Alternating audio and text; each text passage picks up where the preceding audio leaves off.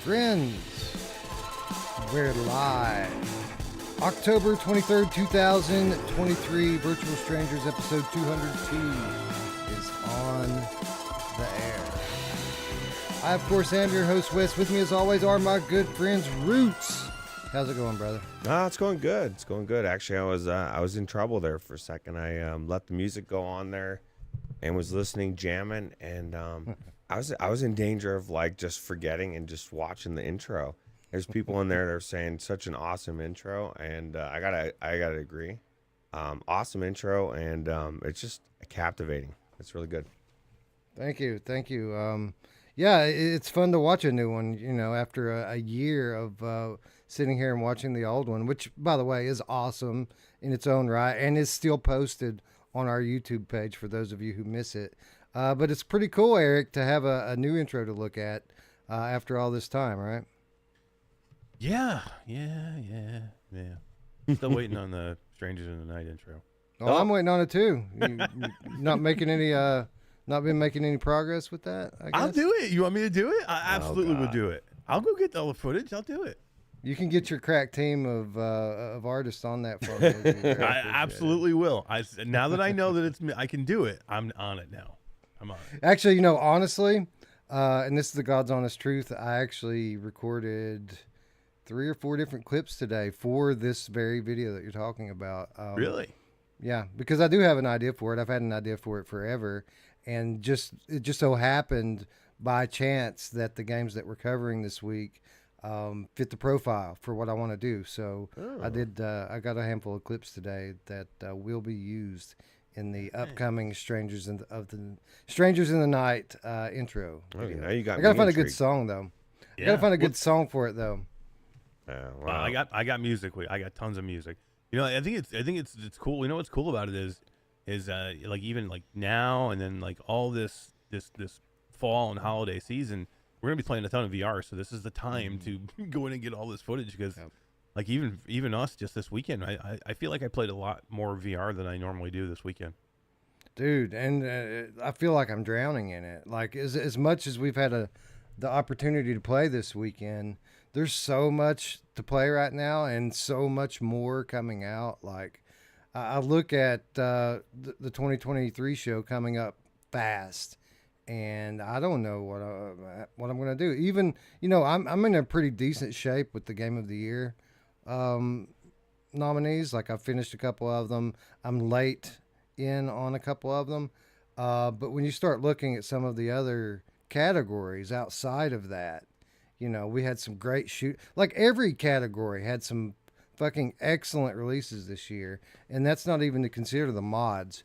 So we're gonna have a busy December, gentlemen, and that's not even considering all the games that are now coming in December. It's gonna be a busy time for sure. Yeah, absolutely. But little shows and more time to play VR for that end of the year discussion. So. Yeah, Eric, we've got Game of the Month coming up very soon. Holy crap, it seems like we just did a Game of the Month. We did. Yeah, we did. We did one a couple weeks ago. I think the way it's going to fall, the episode's actually going to take place 2 weeks from tonight because next Sunday will be the 29th or the 30th. And with the 31st falling on Tuesday, Halloween falling on a Tuesday, we're going to get some games launched on Halloween. So probably going to be 2 weeks before we can do the October Game of the Month. But man, I don't know if we've had a more competitive month since February with the PSVR2 launch. Yeah, I mean, this has been like, week after week of, big name titles and like not even just big name titles, but like just a lot of titles. I mean, a lot of good titles and then, like good ones, launch. Yeah, and then launch of new hardware, and October's been insane, really has. And November, I don't know if November's going to be any less. I mean, November seems to be like it's going to amp up, and I have a feeling we're going to see some drops in November that we don't even know about yet. Oh, for sure, there's going to be some holiday surprises in there, and that's kind of exciting to think about, and again, kind of intimidating on the other hand because the stuff we know that's coming is going to be amazing. But I'm kind of glad, Ruuts, to see some of this stuff slide into December. a lot of the biggest releases of the year are going to release in December, and as we mentioned many times before, we're cutting off the Game of the Year nomination process in November, just because there's enough time to accurately judge the games that launch at the end of the year. And some people have pushed back against that, but I will point out that this is something that most of the big award shows do. It isn't just us doing this. So I think it's very possible that the 2024 Game of the Year could be something that actually releases in 2023. I know. It's kind of funny. That is kind of funny. It's kind of crazy. But there is no, I mean, what are you going to do? It's only so much time if you want us to accurately be able to talk about or be able to, rank these games in these categories, or even anybody really, because the community actually helps us. I think that's what I was going to say is we're going to be leaning on them a lot, I think, for a lot of these awards, which is another reason why it's good for the patrons to be helping us out in that deliberation. Yeah, not only the patrons, but just the general voting. I feel like we're going to need a little bit of guidance this year with so many great games coming out. It's going to be helpful to know what people played and what people loved this year, because, again, I think we're having an all-time great year in terms of third-party VR releases. I mean, it's just been nuts, and, the year's not even over yet. We got so much more to go. What about Resident Evil 4 on PSVR2? S76 dude wants to know, says, have you heard any more specific or a more specific date on that than more than this winter? So when we heard this winter, we assumed that meant January, February next year is what we initially assumed, because when you think about winter starts on December 21st. The solstice is at the very end of December. So we just assumed right off the top that, Resident Evil 4 was coming next year. But then the very next update we had on it, following the Tokyo Game Show, was in a PlayStation blog post. And that PlayStation blog post said that the game is coming this year. So if we can take everything that we've been told up to this point, at face value, that leaves about a 10-day window from December 21st to December 31st that this game could drop. I think it's coming in December this year. Game of the Year. No, just kidding. Next year.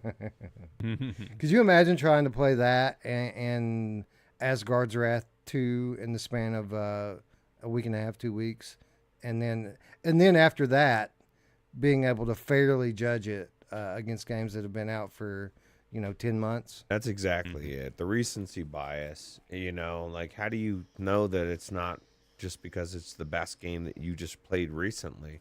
Because that happens a lot. And Resident Evil 4 is going to be amazing, and so it'd be hard to make that call. But at the end of the day, those games kind of gets almost screwed because they're going up against games that are, they're going to be in the same situation next year, 10 or 11 months. So it's almost flipped on them. Thank God as Resident Evil 4 is as good as it is. But not impossible. I'll point out that we've had a couple of years. The original Walking Dead Saints and Sinners held up for 10 months before it became the Game of the year it released. And then last year, Wanderer came out early 2022 and held up all year long. So great games transcend time, right? The great games are just great games, and if these games are as good as we expect them to be, then they shouldn't have any problem staying relevant for a full year. Eric, here we are a full week later now, another week with our Quest 2s. Any extended thoughts now that you had a little more time with your headset?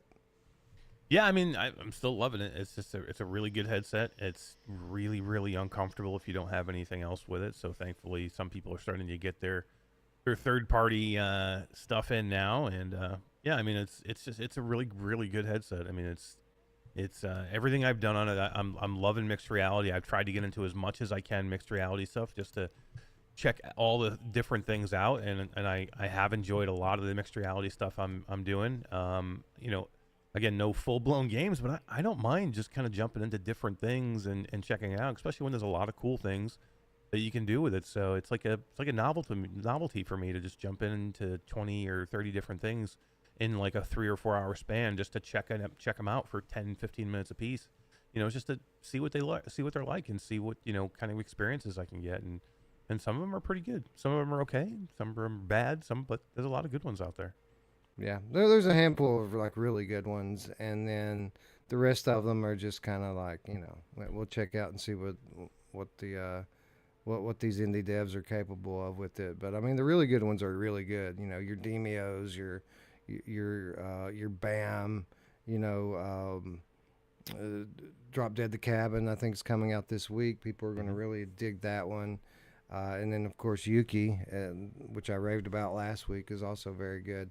So yeah, the very good. It seems like it's feast or famine with these things, right? They're either like great or they're just not very good at all.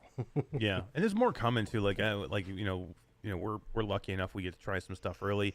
I've already tried Iron Guard. Mixed reality. It's phenomenal. I absolutely love it. That's going to be coming. Hopefully within the next month or so, and.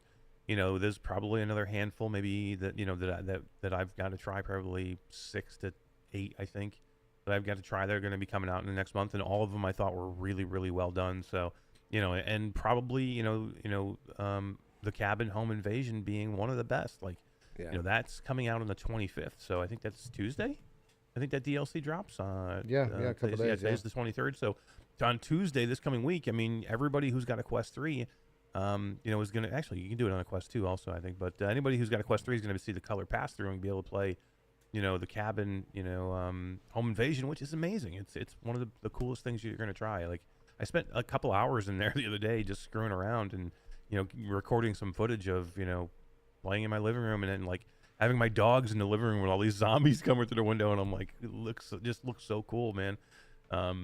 It's pretty cool. I'd like to do some more of the multiplayer stuff. I haven't given that stuff enough attention. Stuff like 11 Table Tennis, stuff like Forever Pool. I'd like to try out.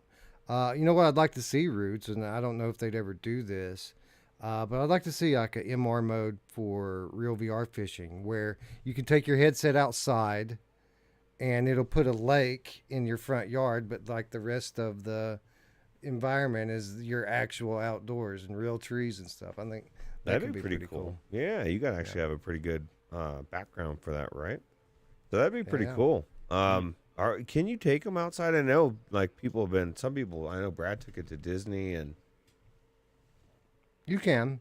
The danger of taking your headsets outside is the danger of exposing the lenses to direct sunlight and burning in on your so as long as you have them on before you go out, you're good. Right, basically. Now, again, if it's a super sunny day, I'd feel a little nervous about putting the camera lenses in direct sunlight for too long. But going out on like a partly cloudy or overcast day, I wouldn't be too nervous about it. I keep seeing videos upon videos upon videos of people doing it. I saw a video this past week of somebody playing Doom 3 in a field outside, just like full on room scale running through Doom 3. That's pretty cool. Looked pretty awesome. How cool would it be when they get the technology to coat the lenses, or the lenses themselves are just sun reflected? Like there's no way to burn into them, and you can legit just take them all outside. And I am sure with AI, they're probably pretty close to getting that discovery done.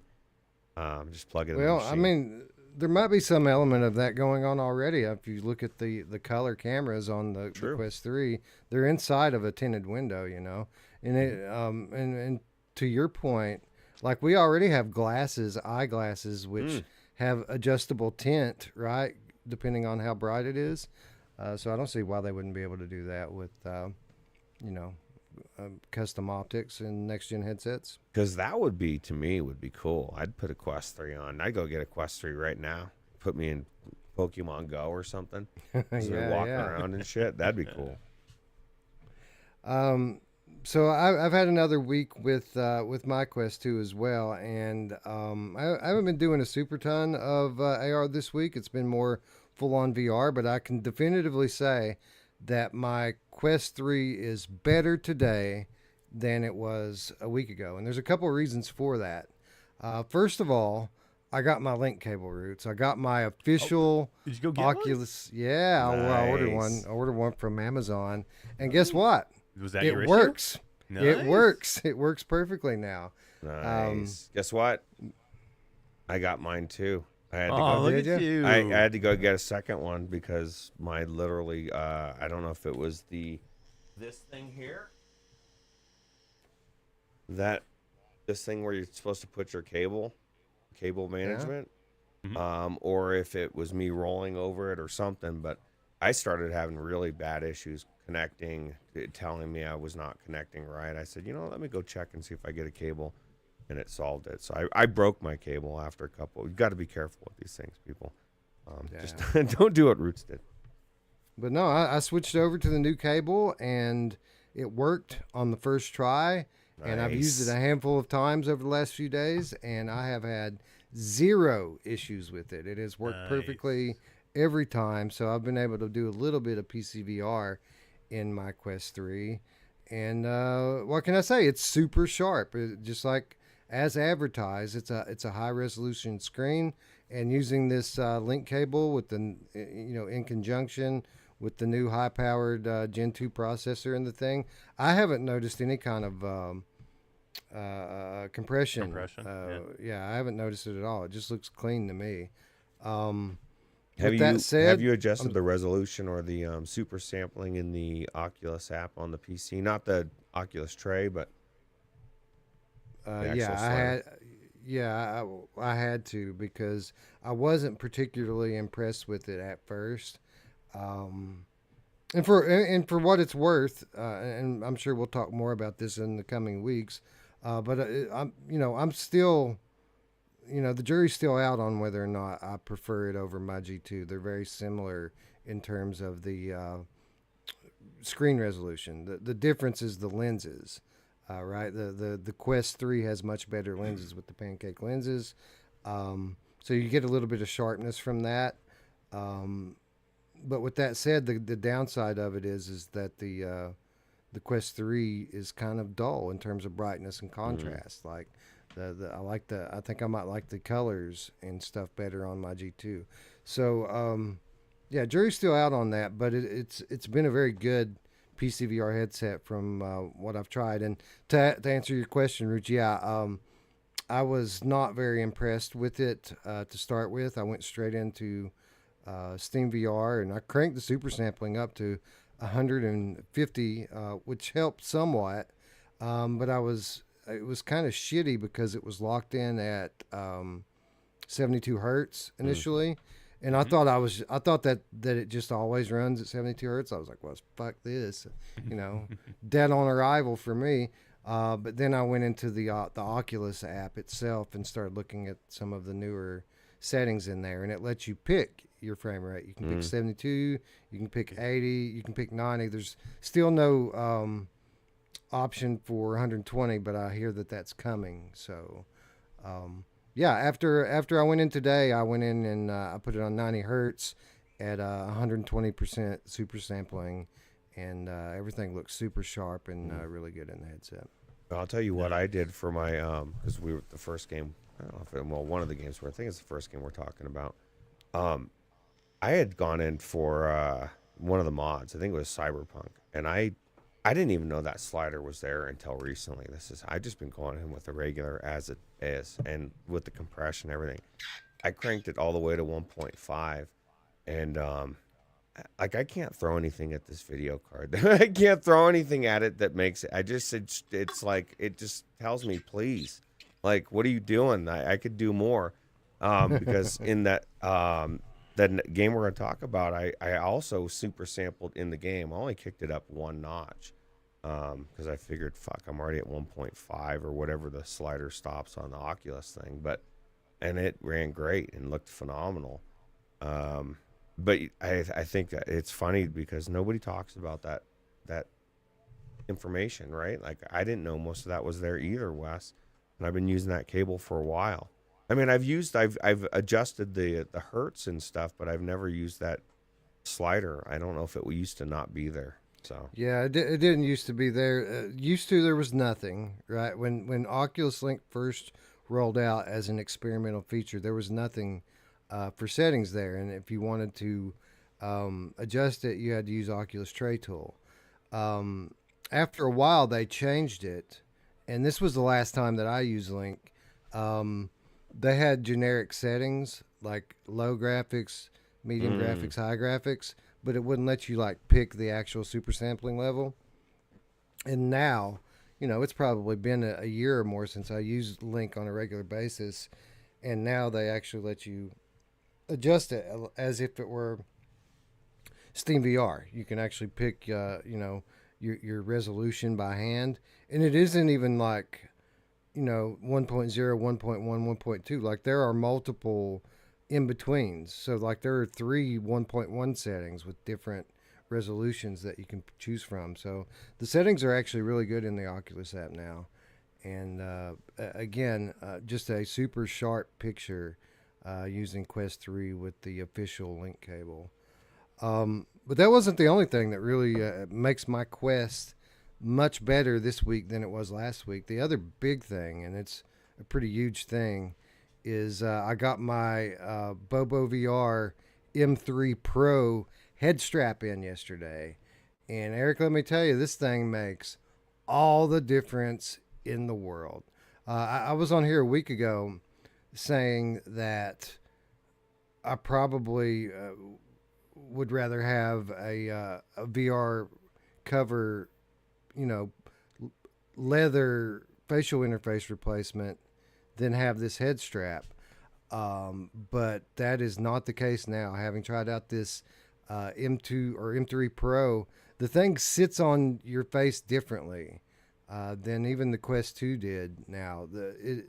Ruuts, it kind of feels like Quest Pro. It's like an in-between. It's in between Quest 2 and Quest Pro with the strap, because the facial interface doesn't really make super flush contact with my face anymore. It kind of hangs in front of my face. I mean, it touches, but it isn't being like pushed into my face anymore. The thing feels like it's sitting on top of my head like a crown, and the visor is hanging in front of my eyes. And it's really comfortable, and it really negates a lot of the need for the facial interface replacement, which is really cool. that's awesome. And how's the battery? Because I know Dee said she went through 3 batteries doing mixed reality just to keep it like running. I guess after those 3 went dead, it was at 80% or something. It's slow draining, right? Yeah. These are the Bs, the new ones. They're new type, I guess. It's the same. It's the same thing. B2 Bobo batteries are the same. They're rated 5,200 milliamp hours, just like the old ones. So, okay. Which is good and it's bad, right? Obviously you'd like a larger capacity so it would last a little bit longer. But the good news is, and probably the way I would prefer it, is that it is the older batteries, because they're all swappable now. Like I've got 4 batteries I can swap out. And Eric, it doesn't really matter if they're running dead in an hour, if you can just grab another one and put it right on, right? Yeah, I mean that's the great thing with with the Bobo batteries. I have heard some things that the new power consumption for the new headset's not compatible with the old batteries, or not that it's not compatible, but it's the power output that the batteries give is not enough for the new headset, and that's why they're dying faster. So I don't know. I haven't confirmed that for myself yet, so I don't need to find out if that's the case or not. But if you have 4 of these things, it's not going to matter, or even I would say even 3. You got 3, Well, I think you're going to be able to switch them back and forth and not matter. I mean, that's not easy to do, to get 3 of them, but I mean, I think we'll have to buying see more. how these go. And I would assume if there is a change, Bobo will have new batteries available, but it's unfortunate if there is a difference. Yeah, I'm thinking about buying a couple more of them, because now I Mhm. have 3 Quest headsets here, and 4 batteries. If everybody's playing, that's not going to last very long. And I very much ran into this problem last night when we were playing Dungeons of Eternity with wife and Isabel. There weren't enough batteries for everybody, so I had to plug in. But no, something else people need to recognize too. You know, people say, well, maybe the old batteries aren't putting out at the same rate, and they're not lasting as long.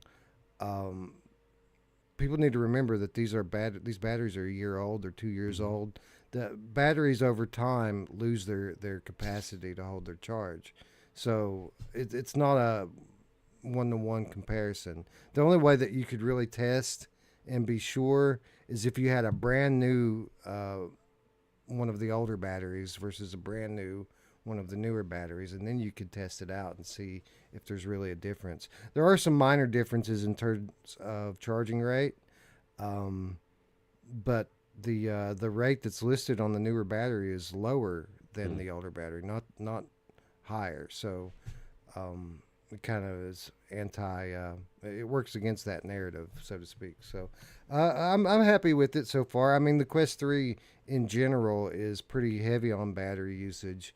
But a lot of that has to do with how you use the headset.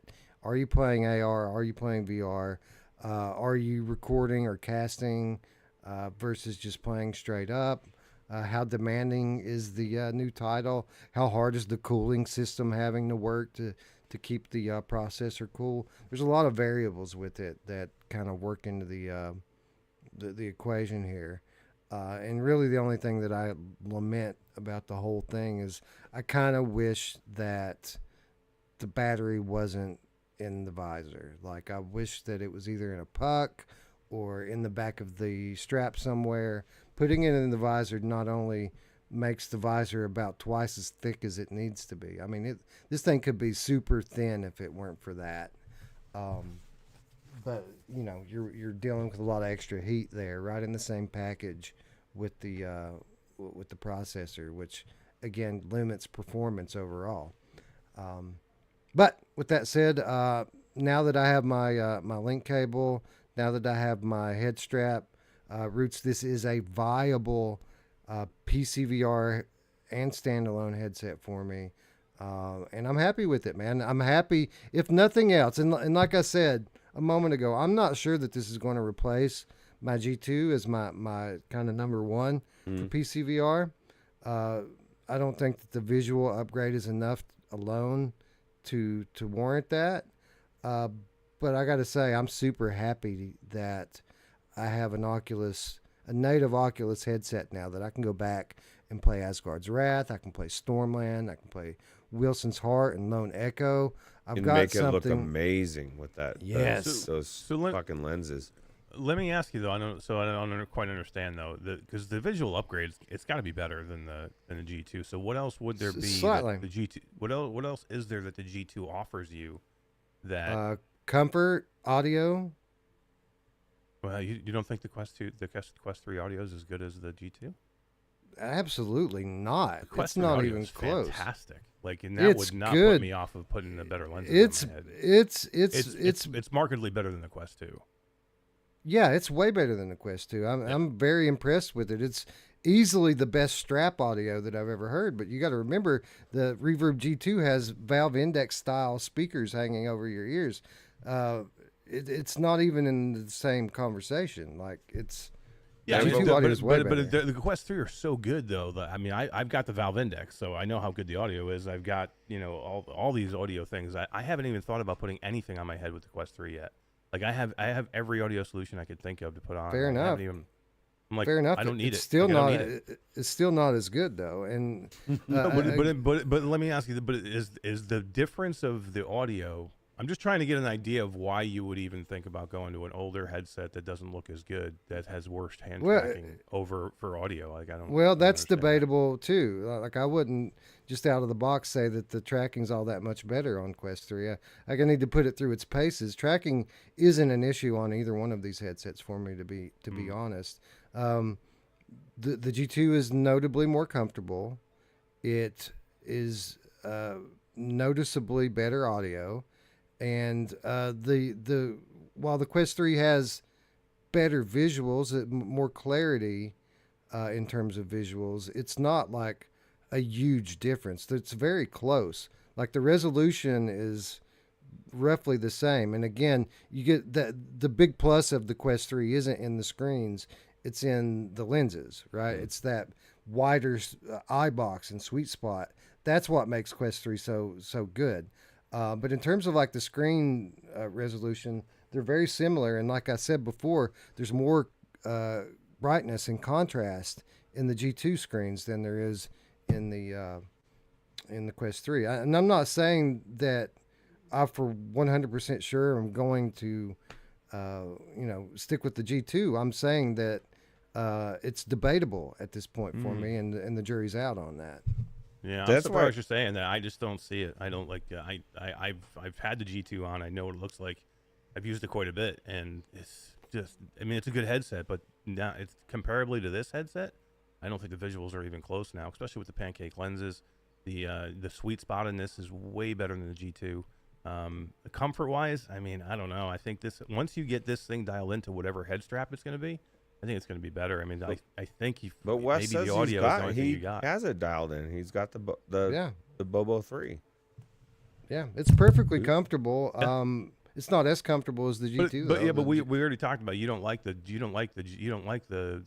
that type of head strap. You prefer Oh, that's an Elite true. head strap. It could definitely be better. Yeah. Right. So I think when you get the head strap that you want on there, I think comfort wise is not going to be an issue. So I think really it's going to come down to audio, and if the audio is that much different because we know that the tracking cannot be that. The tracking is not that good. Well, J Devil says that G2 is dead. Toss it west. The G2 controllers are such trash. And then he said the audio is pretty amazing though. Well, look, guys, I'm not trying to convince anybody. I'm just Damn saying it, Wes. for me. For me, I don't have any kind of like biases or preferences in it. It's just all about what's best for me and what I enjoy the most. And I'm telling you right now that that it's debatable. That's all I'm saying. I wish debatable. you had a Quest Pro on hand to go into some of these PC experiences and stuff. I know you've tried it before, but like because you keep talking about the colors and the pancake lenses and not being as good, but the Quest Pros, man, I'm so blown away by the colors in that thing, and I know it's not I on the level of the PlayStation VR2, but I think it's got to be better than most of the headsets color wise, just because of the backlit and the QLED screens. It combined with that the pancake lenses, it's just a really good. Beautiful screen. Yeah, there's trade-offs for everything, man. That's kind of the point here, is that there's no like one headset to rule them all, and it really depends on what your personal preferences is on. Like, for example, what you said is true, Ruuts. Like, I'm sure that the colors and contrast are better in the Pro versus the Quest 3. But local dimming too helps. Yeah, right. That's exactly why it's the local dimming. But for me to move to that from either one of my headsets would be taking a bit of a step back with screen resolution because, it's got the same screen resolution as a Quest 2 does. So yeah, again, there's just trade-offs for everything, and it's a personal choice for everyone. Yeah, no, I just question because I'm just curious. I mean, seriously, it's curious that you would. That's all. I'm just wondering because there's people that are out there still that are like, you have the Quest 3, and I'm like, I'm still going to go back to my my Valve Index or whatever headset they're currently using. I'm just I will tell you this. I do think I like the Quest 3 controllers better than the G2 controllers, but it isn't a tracking thing. It's just having these massive fucking huge rings versus having no rings at all. The Quest controllers are a little more comfortable for me. And they're always going to work. You're going to go into just about any game and they're going to work because everybody's going to have a Quest controller or Quest headset to develop. Right. And then batteries, like the Reverb G2 controllers, each take 2 AA batteries, and every other time that I use it, I have to switch batteries in it, where the Quest controllers take 1 battery each and last forever. So, again, trade-offs. Mm-hmm. Every platform has its advantages and disadvantages, and Again, more to come on this over the coming weeks. Yeah, I just As want I to had the say, chance to not kinda sure. head Undead Brondo Cat says, "Why is Eric doing mental gymnastics to avoid saying anything negative about the Quest 3?" I mean, I've given, talked about the Quest 3 for the last 2 weeks. I think I've been really, really clear that to have a dog shit head strap on this thing, I have given it no break for that. But I can't go find things wrong with the headset that aren't there. I apologize that I can't. Like, if you want me to go find 5 things that I don't like about the headset, I don't think I have them. I got maybe 2 or 3. Yeah, if I nitpick. You're a shill, What do bro. you want me But to do? what's funny is all you're doing is you're just trying to understand and make the case of how Wes is, because you can't. You're saying that which I agree with, and I haven't even tried the Quest 3 or the Reverb. I just can't imagine how the Reverb could be anywhere near on the level of the Quest 3 with all of its advantages. But I've never put the Reverb on my head, or the Quest 3. And it's always personal preference too, right? Like, everybody True. sees things differently in a headset. Like, I'm one of the people that put a Valve Index on, and I don't It's the garbage. God Razor is so bad for me that I would give up the FOV, that butter smooth huge FOV, or not the FOV, but the refresh rate that they have in there, and the FOV is big too. But to me, that That's a big bothers me. plus. But I have people that put it on and go, I don't know what you're talking about, Eric, because I don't really see God Rays, and I'm like, okay, That- maybe that's- it's me. That's another big plus for Quest 3 over G2 as well. Is No the God rays. there's no God rays. There is a tiny bit of glare occasionally in Quest 3, but it's very rare that you see it. Whereas G2's more on the level of a Quest 2, where like Uh-oh, he froze. As Oh, you- I thought it was me for a minute. yeah, I'm like, me is it too. And I was like, I see I'm the looking air- up. I'm like, oh shit! I it must saw be me. you move, and I was like, oh, it's not me. It's not Eric. It's Wes. Wes will be back. I promise. I was I just hope. saying, Ruuts, it's a good headset. Like, is there problems? Yeah, and I think we've gone through and said, like, let's get the problems out of the way first. The price wise, I wish the price was cheaper. Like, I wish. I'll give you my issues with the Quest 3. I wish it was cheaper. I wish it was $450, somewhere around there. That would be $400, $450. I think that would be like a super sweet spot. Do I think it deserves to be more expensive? Yes, I think it deserves to be right where it is, but I wish it was cheaper. Is it bullshit that they keep sending this head strap out, especially at this new higher price with this shitty head strap? Yeah, that's a problem for me. And it's a problem for me that they have all their freaking all their stuff that they're giving with it, all these accessories that are super high priced. Like, you're going to charge me for the headset, and then you're going to charge me $130 for an Elite strap with a battery. You know what I mean? Or you're going to try and charge me $50 for a colored jock strap that comes with it. That's crap too. So to me, there's a couple issues, but I have to go like nitpick to find them. And that stuff's like, were you going to keep the head strap anyway? Probably not. I mean, in this day and age, if it's a removable head strap, we're all going out and finding what works best for us. So, at that point, I'm not that big. It's not that big of a deal. So I'm kind of nitpicking for those things. But like, the quality of the headset, the controllers are really good. You know what I mean? There's just not a lot I can pick apart of this headset. You know what I mean? There's a couple of small things I'll pick and say they're not great. But I mean, other than that, I don't know what I could tell you. Like, to me, the Quest 2 is not a headset I would buy like today. Like, if you're out there right now and you're like, okay, I don't have a headset. Do I go buy a Quest 2 or do I go buy a Quest 3? It's not even a debate. Now, if you want to debate whether I go buy a Quest 3 or a PlayStation VR2, then that's debate. And I think there's a good, healthy debate there. But I don't think it has anything to do with, like, this being a bad headset or the PlayStation being a bad headset. It's just that at that point, it's basically just where you want to play. And if you can, I would do both. But Yeah. I can hear you. Yep. we don't see you, though.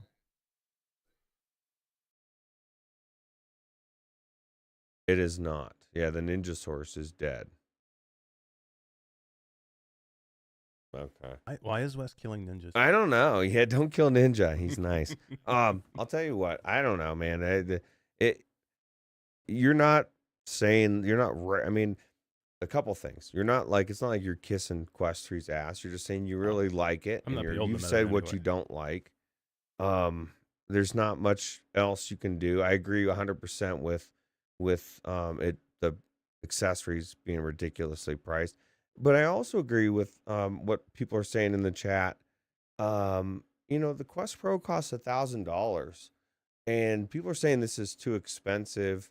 You know, I don't feel like it's too expensive. I feel like a lot of people might be in a place where they're struggling to pay for it. And I was just there a few months ago. So like 'cause I get it, but the technology that's in there, it is not too expensive. You know what I mean? Like I just don't. I disagree with that. I've said that several times.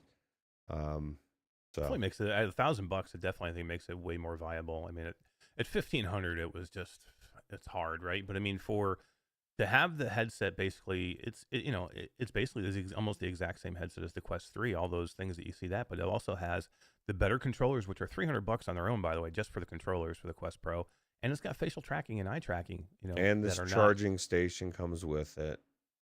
Yeah, that's not in the Quest 3. You know what I mean? So there are definitely some serious pros for the Quest Pro. I just wish it was $750. Right. And it probably will be at some point. It is, I was talking about the Quest 3 not being overpriced as well. Or I mean, being too expensive at $500 and whatever. Yeah. Like, I just think it's like a no-brainer area. You want that like impulse buy, right? yeah, well, it'd be nice to be cheaper, but like Wes has said about the games, and this is the reality everywhere we turn, things just aren't cheaper right now. You know what I mean? Like even Yeah. just especially in the EU and like power and like some things are so out of control, and businesses are trying to absorb that into the cost as well. And so my point is that $550 or what, I don't know, what is it, six something for the, what is a one that's I think five? it's 650. And that's another complaint I'll give too, which I was going to mention and I completely forgot about. I have a problem that one of the biggest problems I have with the Quest 3 is that we have this 128 version and Shouldn't a 512 exist. version. The 128 shouldn't exist. Should be Should be a 256. 256. Yeah, it should be a 256 and a 512. Like They're- don't They're leaving Why- room. They're leaving room for a new model in a year, 6 months that they can roll out and say, "Look, we're giving you a better version that's got more thing." They're dicking everybody that spent 128. That's why I was trying to warn people now, because you have one chance to do it before when you buy it, then you're roped into that memory, right? And 128 could be enough. I just think that it does suck. It's stupid. There's no reason for it outside of greed, I guess. Now I know they wouldn't want to go with 3 price points, but I mean a 128, a 256, and a 512, and if you could have done that 128 for $50 less or $100 less, I mean that Yeah, would have been cool. true. What's that, Wes?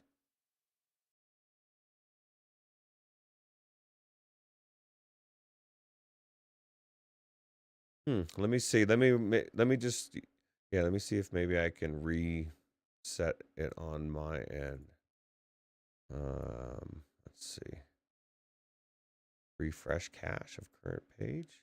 Would that do it? Oh wait, there you go. Boom. There we go. And my There he audio back is. now too? Yep, Yeah. yeah. All right, Okay. sweet. We did it. Wes We just did had it! to, Oh my Wes God. just had to jump out real quick because he wanted to go put the G2 back on and the Quest 3 and then come back with a new decision. Let's know, Wes. What do you think? Bro, you know me, I got to bring the straight dope every time and tell it like it is. Hell It's yeah, man. debatable. Well- in a PCVR scenario where I have both, and let me say that, like, I'm so glad that I'm blessed enough in life that I can have both, and Correct. Right? I don't have to really pick.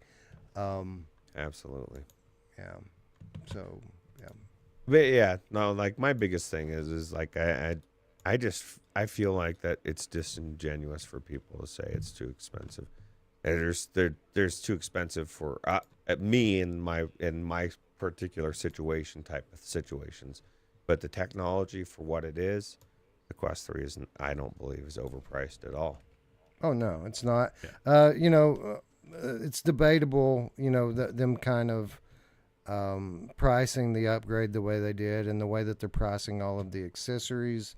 But I mean, maybe that's the reason why you can get a headset like this for only $500, Right.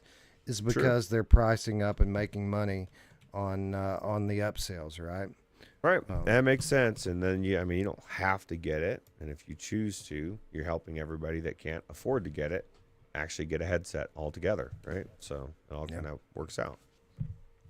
Absolutely. Yeah. Anyway, much more to come on Quest 3 in the coming weeks. Will Ruuts ever try it? That's the question. You haven't put it on You're gonna your have head to. yet? I have not. I held a Wait a minute, controller. I hold held a on. controller once. I've seen put D that on play your it several headset. times. Just go put it on. It's Mash trying to get me to buy it. That's what he's trying to do. No. I don't want you to buy it. I don't know if you should buy it. Like I'm okay that you like not that it matters to me, but I mean I don't know if it's worth an upgrade for you. But I think you should definitely try it on just to see what you think, because I think you're in a unique situation. You're in a more of a situation where I am, where you won't see as much of an upgrade. There will be an upgrade for you, but you will see something. So you have a unique perspective that a lot of people don't. So I would be curious as to see what your perspective would be. And by the way, Quest 2 is dead to me now. Like, they can stop supporting that shit tomorrow, as far as I'm concerned. It's hard to I look over and I'm like, why would I ever? I felt that for so long. I'm like, why would I ever put that thing on my head? And don't get me wrong, if that's the headset you have, it's amazing. But once you've tried one of the next steps up, it's like the pancake lenses really. I'm glad to have them. I'm glad to for have your them kids, for right? Yeah, for multiplayer applications, and the fact that we can all get in a headset and play together now is amazing. Well, yeah, because how many headsets do you have in your house now? I mean, with the Quest 2s, Quest 3, that we can play together, or even PlayStation VR2 as well. I've got 2 PSVR R1s. I've got a PSVR 2. I've got 2 Quest 2s. I've got a Quest 3. I've got HP Reverb G2. I've got an Oculus Rift S. And I've got another G2 that just needs a cable. It's got a bad cable on it. But we got headsets here, bro. I mean, how cool is it last night, yesterday, even you can get into a game like Dungeons of Eternity with you on your your Quest 3, and then your wife and your daughter on the Quest 2s. I mean, that's to me, I don't even know if I would sell if you have anybody in your household that could use it. I don't even know if I'd sell a Quest 2 right now. Just keep it so you could play co-op with people in your house. It's not worth what I would get for it. Like I would have to sell it for $150, and it's just not worth that. You know what I mean? Like, unless I'm like skimping, and like if I were to decide I wanted to go Ruuts' route and buy a new graphics card, it might make sense for me to just sell every little thing I can to get that money together. But as far as just like selling the headset, it's not worth their market value right now for me to sell it. Yeah, and who knows? We could run into another artificial scarcity, and all of a sudden they're worth a lot. Yeah. I was gonna say, what a lot of people should be doing is if you don't have any way to use it and you don't want to, you're like it's not worth you selling it, go donate it to your local school. VR departments in schools are becoming a more viable thing now. People are doing them more often, but they need equipment and they don't have a lot of money for it. Go donate it. Yeah, my school that my kids go to use VR for education. That's awesome. Crazy. You know why? Because my kids go to school here. That's the best school ever. Yeah, they're about to the online courses that we enroll them in. The older ones are required to do like arts course this semester, and we're putting them in piano vision. That's going to be their arts. Do the Smash Drum radio. That is one thing that kind of gets me curious. But I could do that. See, that's the thing. I think that will get me to go into the Quest 3 is when I want to do comparison between what the mixed reality is like in the Quest Pro without the depth sensor versus with the depth sensor. You'll get in there. You'll get in there when we start playing. When we start playing Asgard's Wrath and start playing Assassin's Creed, you're going to want to get in there and check it out. But I can play those on the Quest Pro. It won't be the same. It's going to be the same. It's the same, Wes. Mr. Bean, Mr. Bowen, Mr. Bine, 249 euros donation says finally joining in real time. Cheers, y'all. Cheers, Mr. Bean. Thank you for the support and welcome. Thanks for joining. I could sit here talking about these headsets all fucking night, but we've got a long jam-packed show ahead of us. So I think it's probably a good time for us to say hello to our friends in chat. Friends like Gabriel 004, the License to Meow Game Cat. Friends like Distract and Awesome Tatum. Artful is here. Philozix is here. Old Darth here as well. The Nastly Gamer is here. Assassin 32 VR, welcome. Techno Glitch, what's up, homie? Mr. Lord Beavis, Shades of Gray Matter, Salvador, J Devil, hello. Six Tacos is here. You know who would love to have 6 tacos right now? This guy. I thought you were talking about you and somebody else. Yeah. Time to Play VR is here. What's up? Chatty's here. Hello. Brondo's here. What's up, Brondo? Radio Runt. Idaho. Radio Runt makes a good point. Quest 3 wins in the haptics department versus G2. That's true. The haptics are good on the Quest. The true Quest 3 haptics. controllers. Yeah, they're pretty good. They could be utilized better by the game developers, but the actual tech and the controllers themselves is really good. They said that they've got the trigger like adaptive, sounds like adaptive triggers, right? I saw some kind of a keynote talk or something from a month or two ago. That's the only thing I could find about it. Somebody was in the Discord was asking about whether there were any games that were utilizing it, and it was kind of the first time I had really heard about it, but it's out there, and it sounds like adaptive triggers to me. Yeah, well, they're not the same type of force feedback triggers like Sony has.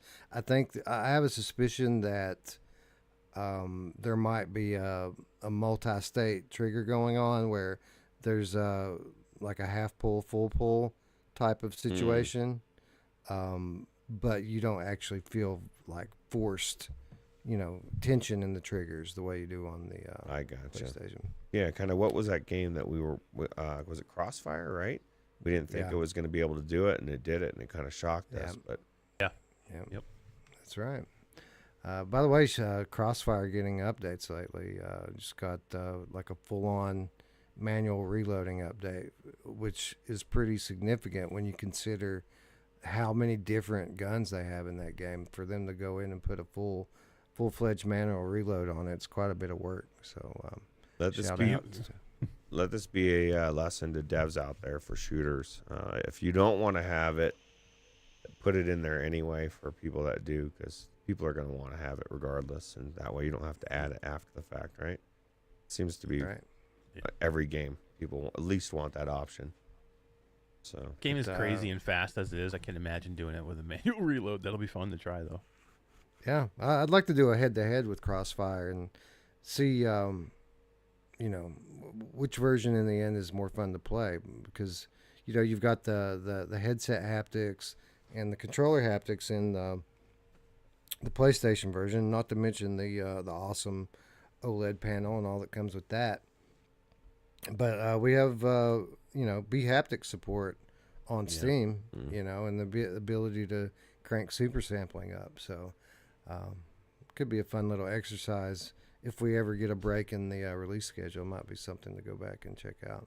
I don't know. I've only tried the haptics vest one time when I was at the that VR sandbox, and I if I'm just going by from that experience, there's no way I'd play it on it. And I can't say this for many games because of the pancake lenses, but there's no way I'd play it on anywhere besides PlayStation VR2.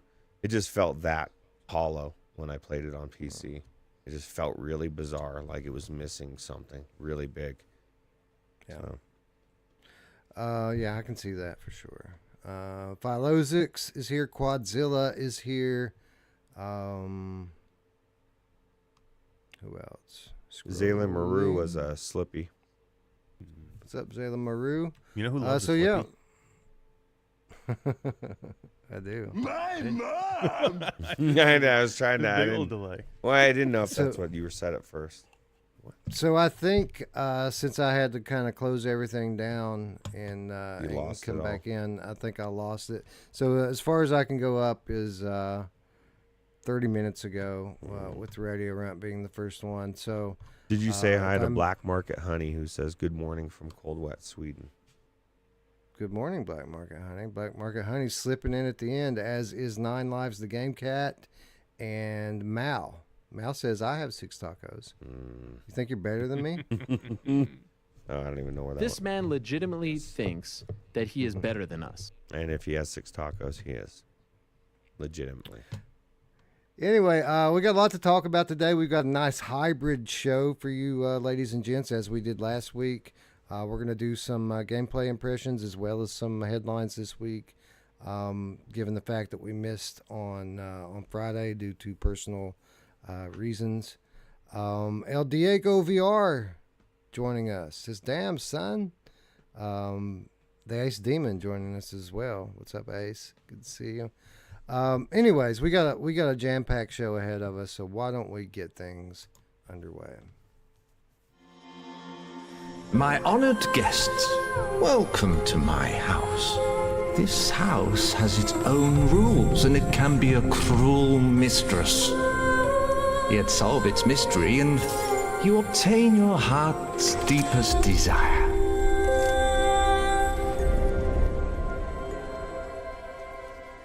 Stauf knows too much. But how? Might be in danger. Oh, pish posh. If you've read anything about Mr. Stauf's dolls. Tell me you don't believe in that gossip. There's no danger. This is just a harmless little party. Even if the house was haunted, I can fend for myself. It may be a game, but only Stauf knows the rules.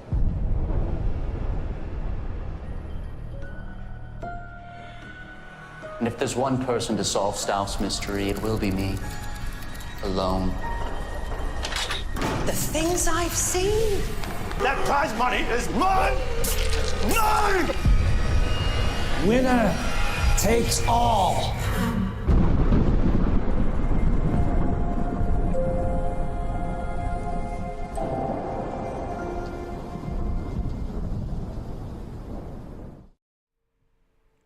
The 7th Guest VR launched this past week from Vertigo Games. Of course, this game is a reimagining, remake from the ground up for VR of the classic PCVR puzzler, one of the original PCVR, or I'm sorry, PC puzzle games, the 7th Guest.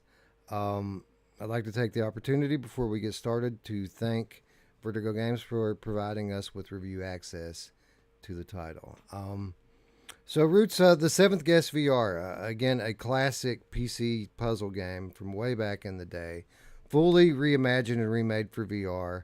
A game that was originally known for being one of the first games to use full motion video in a video game. But that aspect of the game has been transformed into a newer technology, and that being volumetric video capture. So let's start with production value, because it was kind of the first thing that struck me when I first booted into this game. Was, the first thing that came to mind was, man, I'm glad that we're finally getting some high quality VR releases again, because last year, 2022, even though we had some good stuff, with PSVR dying off completely and Oculus holding back with big budget releases for Quest, we had a lot of lower budget indie stuff, which while fun, really isn't what we're looking for these days with regard to VR games. So when I step into a game like this and I see something, before I even start playing, I see how this game looks, I see how this game sounds, I feel the atmosphere. That was the first thing that came to my mind, was just thank God we're getting some good VR releases again. What did you think about this game in terms of production, Ruuts? I have to agree 100%. Not only was the production value of how it looked, in big ways and subtle ways, like just everything looked amazing, but the particles, for me, some of the things, little things underneath the doors, it had this cool looking mist thing that's coming out, kind of beckoning you in. It kind of gave me an idea of which rooms I could go in, and I just thought it looked phenomenal, and then and the music is amazing. I remember playing the game back in the day, and I don't know how much, and maybe one of you guys do. I don't know how much of it like translated, because I don't remember much, if anything, because I must have played it when I was younger, or maybe I didn't play much of it. Because I'm like going into this, I don't remember any of the story. I'm intrigued. I kind of feel like I'm playing through what was that other game that where you could follow along the story? Invisible Hours. Yeah, Invisible Hours. I got a very big Invisible Hours vibe, but like times 10. You know what I mean? Like this, this is like the far successor, not the sequel, the triple. Like it's like so far. It was just very good, production value wise. Eric, it's funny, as we made our way through the early days of VR and, found what was technically possible to be limited by the processing power of the systems of the day. Cutscene kind of became a bad word, over that span. It's refreshing to see the technology catch up now to where not only is, a cutscene not a negative thing anymore, but in a game like this where you have, again, volumetric video capture and you pair that with world-class acting, cutscenes not only aren't a negative here, but it's something you actually kind of look forward to, right? The telling of the story is very effective when this technology is made proper use of.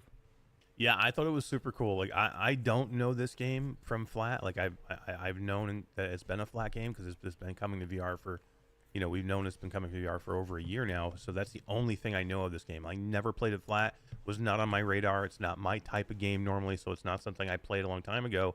As soon as I saw the cutscene in the lobby, I was like, "This is gonna be cool." I mean, because I like those. Tell me the story. Don't make me read shit about. If you're gonna get me in a puzzle game like this, tell me the story. Give me the story. Give me the voice acting. Give me a performance. You know what I mean? Make me feel like I'm part of it. That's what happens with a lot of these puzzle games. They don't do these things. They don't do either voices or voice acting, or character acting. Give me the whole thing. You know what I mean? Don't make me read stuff off of a piece of paper and that's it. Like it feels cinematic when you see these things, and I love seeing that it's like real life characters, and you can see them, you can hear them talking, and I think it's one of the best things of this. It's what keeps me, into a game like this. That's maybe typically not my game. Ruuts, I really hope we see more of this technology being used in games, and granted, it does make for some really large file sizes. I mean, this is I think an 18 gigabyte game on standalone, 25 gigabytes on PC VR, 30 gigabytes on PlayStation VR 2. So there is a price to be paid for it here. But this really, in my opinion, adds an aspect into VR storytelling that has been sorely lacking from the earliest days of the platform.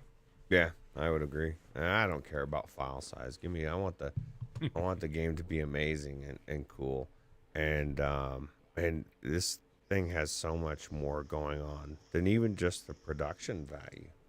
Like I was telling Dee earlier, because she's a huge Room VR fan, one of her favorite games. I said it kind of gave me Room VR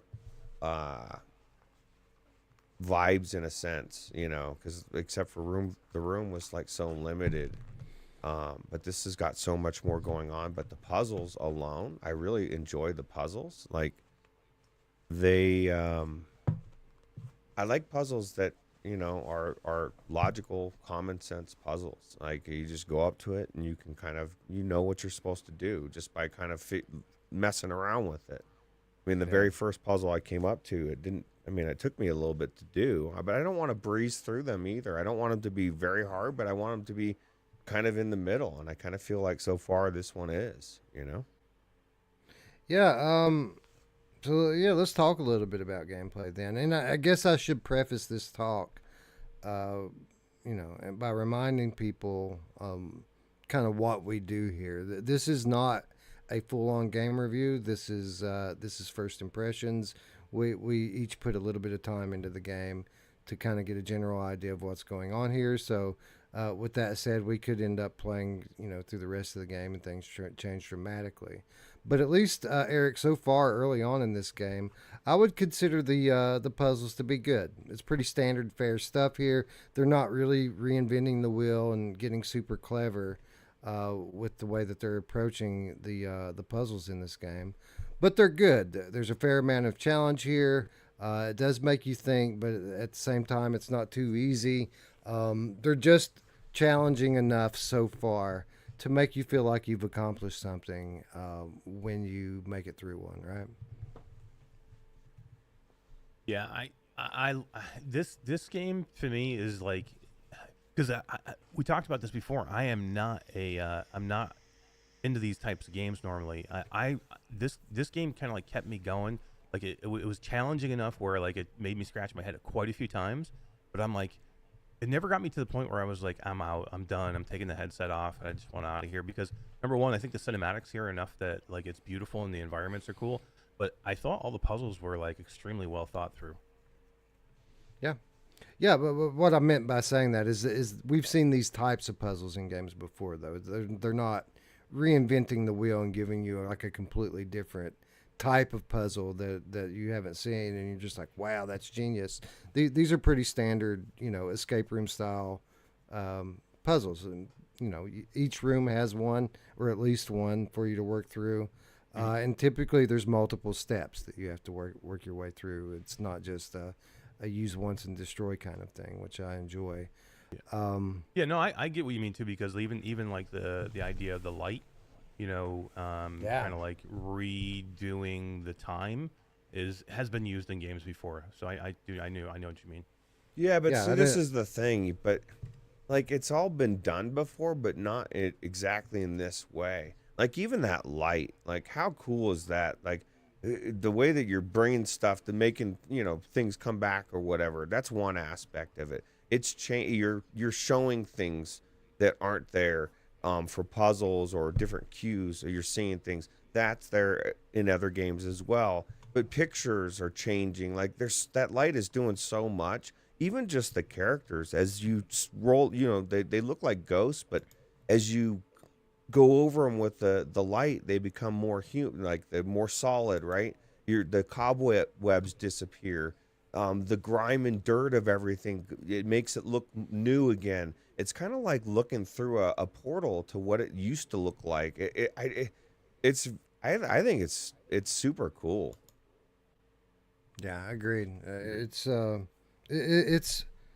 of the better puzzle games that I've played on modern VR platforms in general. Like we raved about the Room VR. And then again, that's a game that I finished and played all the way completely through, where this game, we're just kind of getting started with it. But I'd say that they're very similar in terms of structure. I think maybe the puzzles might be a little bit more complicated in the Room versus this, but on the same note, I think that in terms of like everything else, whether it be the music or the storytelling or the audio-visual aspect of it, I think that this game borderlines on AAA levels of production values and storytelling. So I think this kind of blows the Room out of the water in that aspect of it. But I think it's fair to say, Ruuts, that, if you're a fan of that style of game, if you like the Room VR, you're probably going to love the Seventh Guest. Yeah, absolutely. And you know what's kind of cool is like, and I don't know, I haven't gotten probably as far as you guys have into it. I just started playing a little bit earlier today, but going into these rooms initially, there's like some little thing you can pick up, and it's like I guess it's a letter to each individual person. All these people were invited to this mansion, and they don't kind of know. Seems like nobody knows this person directly, right? So I don't know what the hell is going on. But you go into these rooms and you're looking around and stuff, but there's this little thing you can find in there, and it's this note from the person, I assume the toy maker, and it's to each individual person. So you can kind of, like, I went into the magician's room, and then it started talking, and then I was like, oh yeah, okay. So to me it was more intriguing. Okay, so he's like got each room kind of set up a little bit for each individual person, and I just don't know what the hell's going on in this mansion, but I'm really intrigued by just the story alone. And it's cool. Yeah, that's the thing, right? Like, judging by the over the top production values, it kind of feels like you're going into more of a story experience, Eric. When you start the game off, it doesn't feel like a game, and it doesn't take very long for that to change, of course. But it feels like something that right off the top, that a lot of time and attention was paid to presentation here. It's just kind of a pleasant surprise, so to speak. If you were coming into this blind, it would be a pleasant surprise that this actually turns out to be a very substantive game on top of all that. And again, it kind of goes back to what I led in with regard to this thing. Uncommon level of quality here, and it's these types of games is what the VR catalog has been lacking over the last year to a year and a half. Yeah, I mean, this feels like a full game. It feels like a full, storytelling, puzzle, great game. I mean, and I think you're absolutely right. Like, we all love the Room VR. I mean, it's a really, really good game. But the depth of the story is not there in that game. It's and this is probably not Wanderer either. Like, I don't think it's at that level either. But I think it's somewhere really, firmly in the middle between the two. And I think it's probably the best puzzler we've got this year so far, for sure. I think it's, I don't know, for me, it's super tough for me because there's some of these I just don't get into at all. Like, I can't get into a Myst game. There's others too, puzzle games that just completely lose me. Even if they have a story, sometimes they lose me just because I find them kind of like tedious and boring and like, fetchy. And this doesn't feel like that for me, and I haven't played, super far into it, so I don't know if things get repetitive, farther into the game. But I've been into 4 rooms now, I think, and that I've solved. So I've got some time into it, and it's one of those things where I want to keep going. Like, once you get a room completed, you get that sense of, okay, it's super cool. The lights come on, and the room like goes back to its like former self, and everything looks clean and again, and you have that sense of accomplishment, and you're ready to move on. And I want to find out, like what Ruuts was talking about. I want to find out what the hell is going on in this house, like, because I don't know the story from the flat game. So that's, to me, I think there's a lot here for this game. I think there's a lot of depth, and when one of these kind of games keeps bringing you back, I mean, I think that's the mark of a great game, and I think this is the high quality game we're looking for. Yeah, I'm so glad that I didn't play the original version of this as well, because in terms of what's going on here with the narrative, it's got this vibe like it's going to be like this spooky whodunit, right? Murder mystery type thing where people are going to start turning up dead, and you got to wonder if there's some kind of conspiracy going on here, or kind of what happened, and it's all going to kind of unfold in front of you as you solve these puzzles and clear these rooms one by one. What do you guys think about the hint system? I know, Wes, you probably don't like it, but I don't use it, but I'm glad it's there. So I didn't even know there was one. Okay, so where's the hint system? So on that map, on that Ouija board, creepy fucking demonic map. No, just kidding. It's kind of cool, but I don't like the Ouija board part of it. You see that help button? You can actually click on it. Now, see these coins that PD's just found?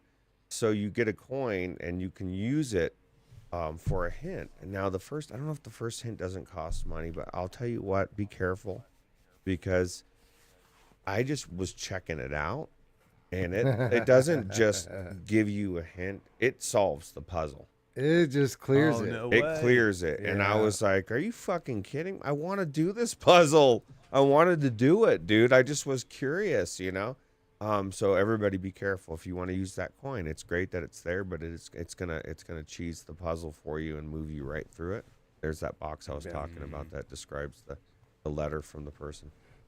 Yeah. So I don't know. I'm really impressed with this game on almost every single level. I can't think of one thing that I could say that's bad about it.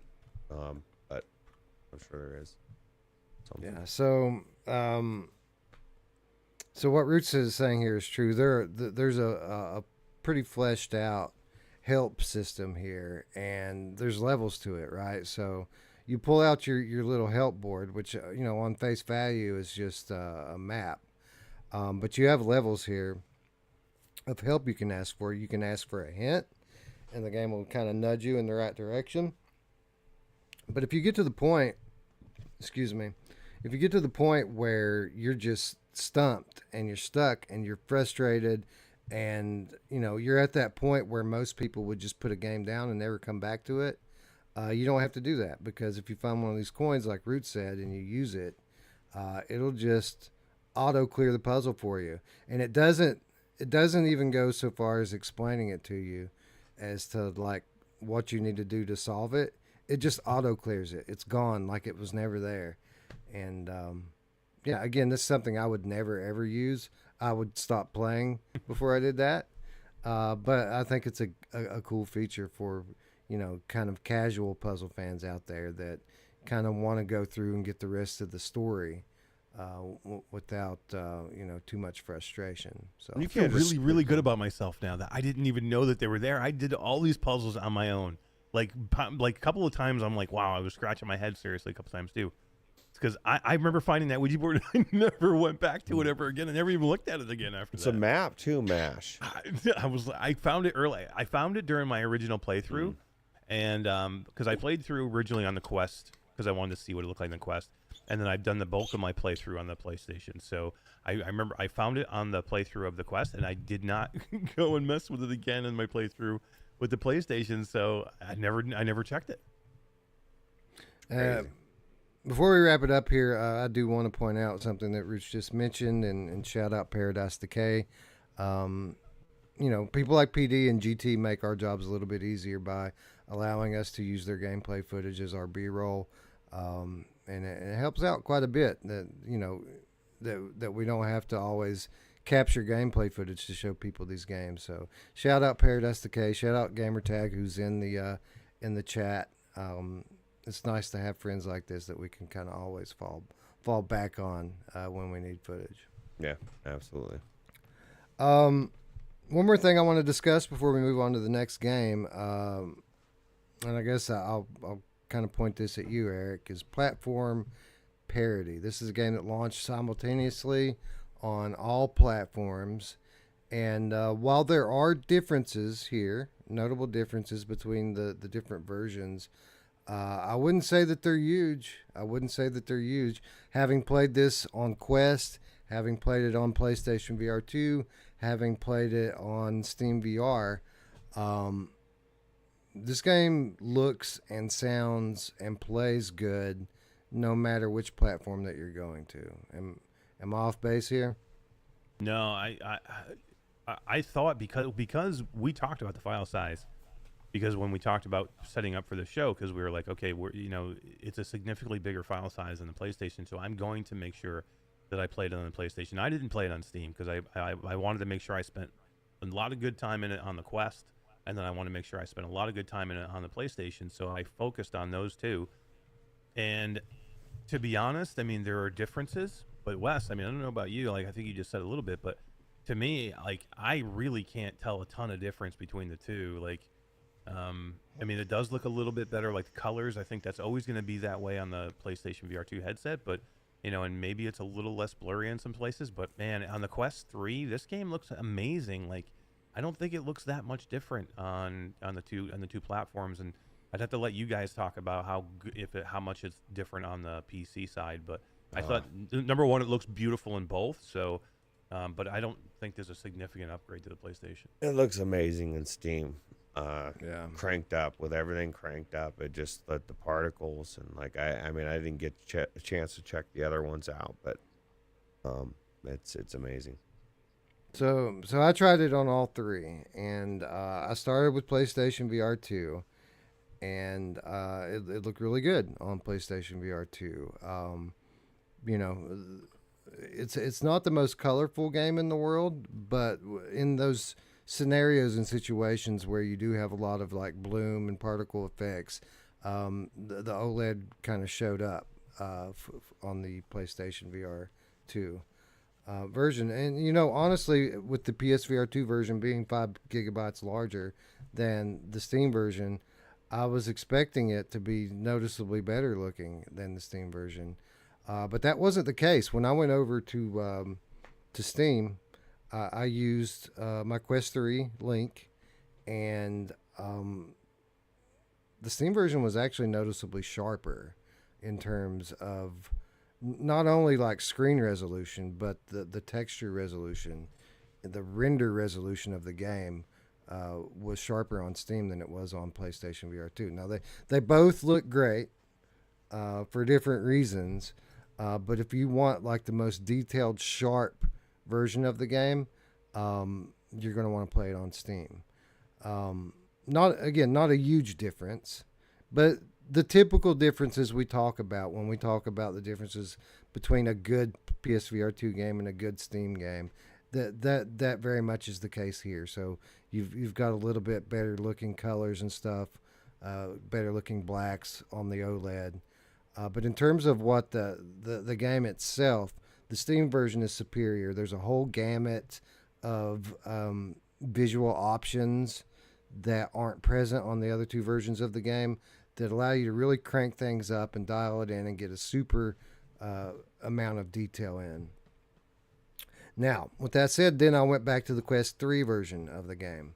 I did not play it on Quest 2 because, again, that headset's dead to me. I'll never play it again. But I was very impressed with the Quest 3 version of it. Like, it doesn't look on the level of the other two. It doesn't. But it looks really good, you know, for a standalone version of the game. It looks light years ahead of a Quest 2 game. And I don't know that it was... I'm not sure whether or not it's been enhanced for Quest 3. I don't but think it looks has. really, really good. Somebody was saying in the chat, they were asking actually, should I buy it now or should I wait for the upgrade? I think is what they had said for the Quest 3 Oh, it looks version. really good. Yeah. It looks really good. Don't wait. And, you know, honestly, so where it lacks at is certain lighting and shadow effects. You can tell that it's running at a lower render resolution, so it's not fully using all the pixels that are available on the screen. There aren't as much like it's your typical Quest stuff, like it with particle effects and things. There isn't as much volume, so you won't see quite as many particles flying around.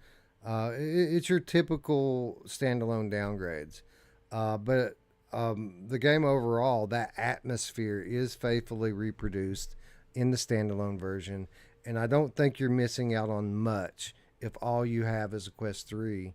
I still recommend the game fully, and you're not going to tell a huge difference. With that said, I think that the colors looked better on the standalone version than the PC version, which is weird because it's the same headset, right? Yeah. It's the same headset, but for whatever reason, like the bloom and the colors on the standalone version popped a little bit more for me than the Steam version did. Again, though, the best looking version of the game was on Steam due to all the detail that you can pull out of it. Anyway, at the end of the day, pretty good parity across platforms here. Beautiful looking game on every platform. High quality, almost AAA level of value here, and a game that tells a great story. It's fun to play, and a game that I recommend at $30. Ruuts, $30. Yay or nay? All day. Yeah, it's definitely worth $30. I probably could get more, but yeah, I think it's worth $30. Eric? Yeah, $30. Don't wait. Like if you're like, I'm gonna wait for Quest 3 upgrades, don't do it, man. Who knows what tomorrow brings? Go play the game now and enjoy yourself. Have fun. You're not gonna miss anything. Like it's a great game. I played it on both platforms and I had fun on both. You know, and it looks amazing. This game is not about like super. It doesn't need to be like super detailed anyway. It looks good. It's spooky. It's got great atmosphere. It's got great music. The puzzles are great. The story so far seems fantastic. Don't wait. Go get it now. $30. It's a good deal. And as if on cue, as soon as we say Paradise Decay's name and we shout him out, he shows up in chat. What's up, PD? Thanks for stopping by, PD. We appreciate it. So yeah, it's a good game. If you're into puzzle games, if you're into spooky games, if you're into just generally high quality VR games, Seventh Guest VR is a good one for you to pick up. And definitely one that we're going to be talking about in a couple of weeks as we come back to the Game of the Month discussion, which again, Eric, is going to be nuts this month. How are we going to pick a winner and just one runner-up? You know what I mean? So many good games. This is going to be a tough one. Man. And this is going to be a long one, too, because there's a ton of games to go through, and I think there's quite a few that we're going to have to talk about, too. Like, there's a lot usually that we don't even have to talk about, right? We just keep them off the list, but I don't think we're going to be able to do that this month. Yeah, I think you're right. Anyway, October full of great game releases, and I was kind of lamenting on the last version or the last episode of Gamescast about, we were kind of expecting a lot of horror releases this month, just based on the stuff that we know that's supposedly coming soon. But the month has been kind of a drought with regard to what we were expecting in terms of horror releases. But thankfully, at least if you're a PlayStation VR gamer, the well has not been completely dry. I'm scared I'll recognize people I know. Don't get too close. We don't know if they're infected.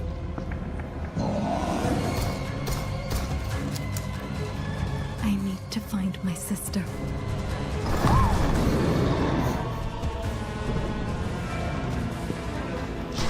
We have to find Ashley and get the hell out of here.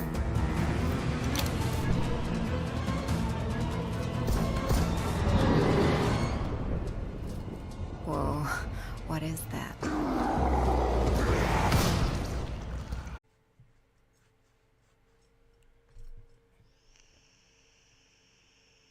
Hey, you're right. That fixed it. Wes the Nice. genius. You did it. Way to go. We did it. I will do it. Way to troubleshoot, like on the fly. I love that. We did it. I feel like Peter. Oh my God, that sounds terrible. The Brady Bunch. It's time What's to the matter change, with Smash. you? I don't know, man. My high pitched voice is fucked. Don't do that. Should just show Marsha. Yeah. Oh man. You just want to be able to do this, man. You just can't do it. I want to know, do that. I know. Damn it. You got, I don't know. You got I don't high know. voice envy. Well, at least we know the fix. That was weird. Yeah, it was a little weirdness. I think it's WandaDev. It's WandaDev who killed it. So yeah, they're we're like gonna talk about this game. That's it. Yeah. Anyway, shout out to WandaDev Studio for providing us with review access to Propagation Paradise Hotel, which, as we mentioned when the stream was down, came out a couple of weeks ago on PlayStation VR2. This was a game that saw release earlier this year on the Steam and MetaQuest platforms, and two very different releases between Steam and MetaQuest platforms. Same game, but very different game in terms of production value. So Ruuts, we've kind of wondered, why so long? Why have we had to wait so long to get this game on PlayStation VR2? Well, what could they possibly be doing that would take them an extra 2 to 3 months to get this thing out? And then we were always kind of hopeful that the reason why that was the case was because they're working on PS5 to give us the Steam version of the game instead of the Quest version of the game. But now that we've gotten it, and now that we've been able to play it, we found out that we didn't actually get the Steam version of the game. But instead, we got the PSVR2 version of the game, which runs at the headset's full native resolution at 120 frames per second. This game is fucking gorgeous on PlayStation VR2. Isn't it, Ruuts? I actually did. My thing, and I was telling Eric before the show, I don't know what everything they did and didn't do for this game, bringing it over to PlayStation VR2, but my guess is they're using foveated rendering, because I thought, wow, this thing looks amazing, and it ran amazing. And I didn't know that what you were just saying about it running at native 120, but it makes sense. This is the thing, man. And I guess time constraints. I was gonna say lazy devs don't. They just port one version over, and I guess there's reasons for it. But the good devs don't. The good devs will. They say, okay, this is a new platform, so we're gonna tweak it and make it for that platform. We're not just gonna copy over the Quest version or the PC version. I think it's good, and I thought it was really good. One thing I think that didn't improve, and I don't know why I was expecting it to improve, was the acting.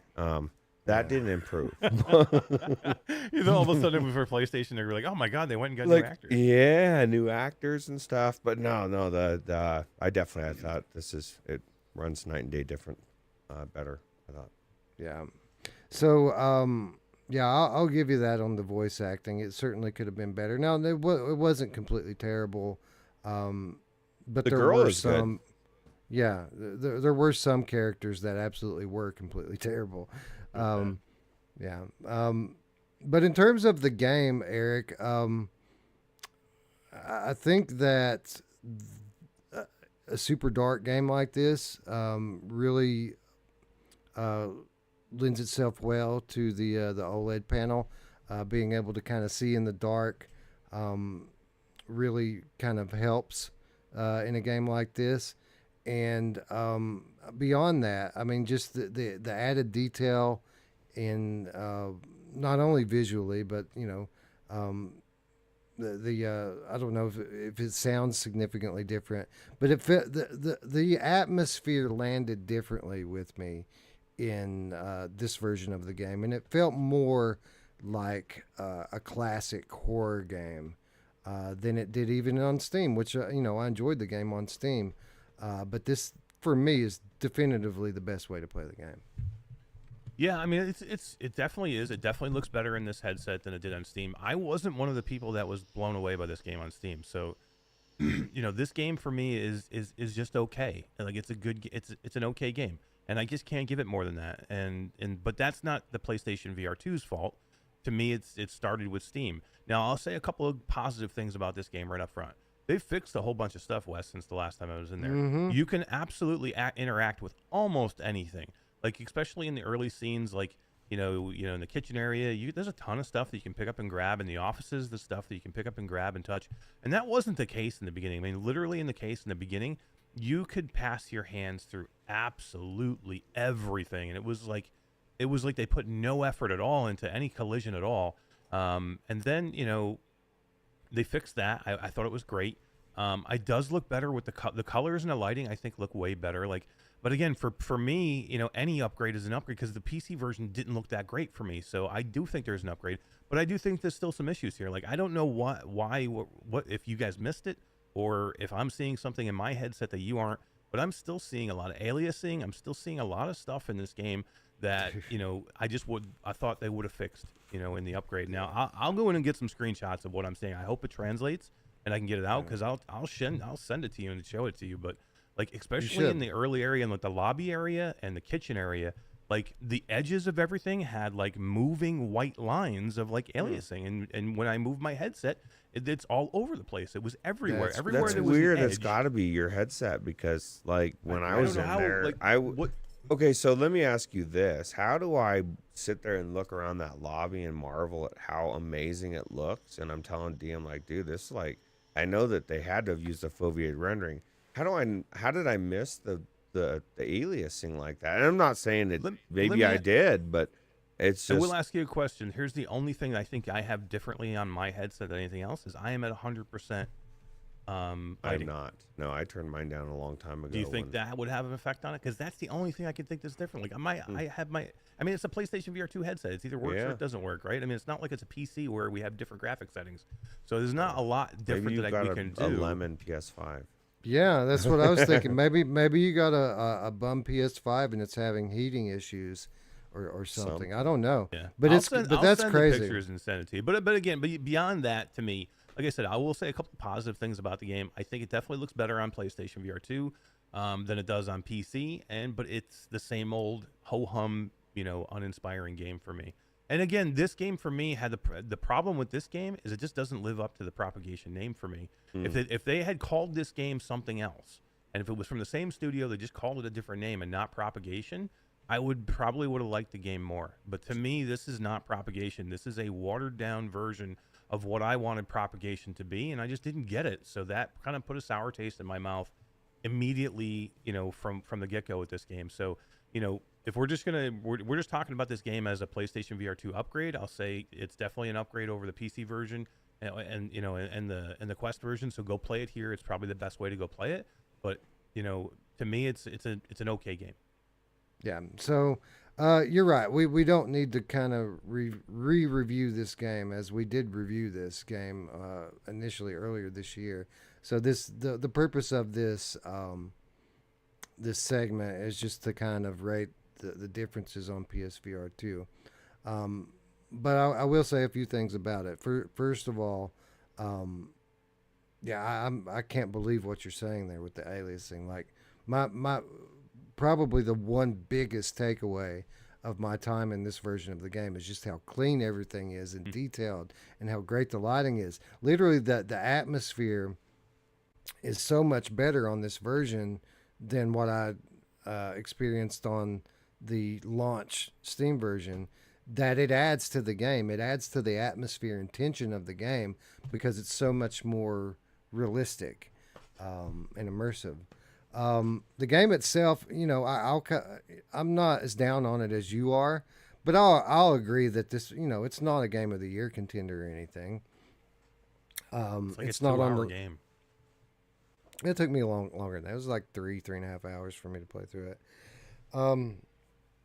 But what was here, I really did enjoy. I think it's above average. I would, if I had to give it a number rating, like 8.5 out of 10. Like, wow, it's a good game, in terms of quality. But it's not. It doesn't hold a candle to a game like Resident Evil or any of the bigger budget games. But in terms of like a solid indie horror game, like this smokes games like Afterlife VR and some of the other stuff that we've seen in the last year and that come from this kind of sector. So no, I think it's good. I think that that if you have your choice of where to play it, you should play it on PlayStation VR2. I don't think it's so much better that you need to go buy the game again and play through it again. But if you're like me and you have access to every platform, it's a no-brainer where you want to play this one at. You want to play this one on PlayStation VR. What's the price on it for PlayStation? Let me verify that. I'm not 100% sure on it. I would rate this game as probably a 6.5. 6.5, 7. To a 7. So that's where I'd put it to, and that's not even a bad rating, really. I didn't say the game was bad. I mean, I haven't said that yet. So I mean, I don't know. I mean, I didn't say the game was bad.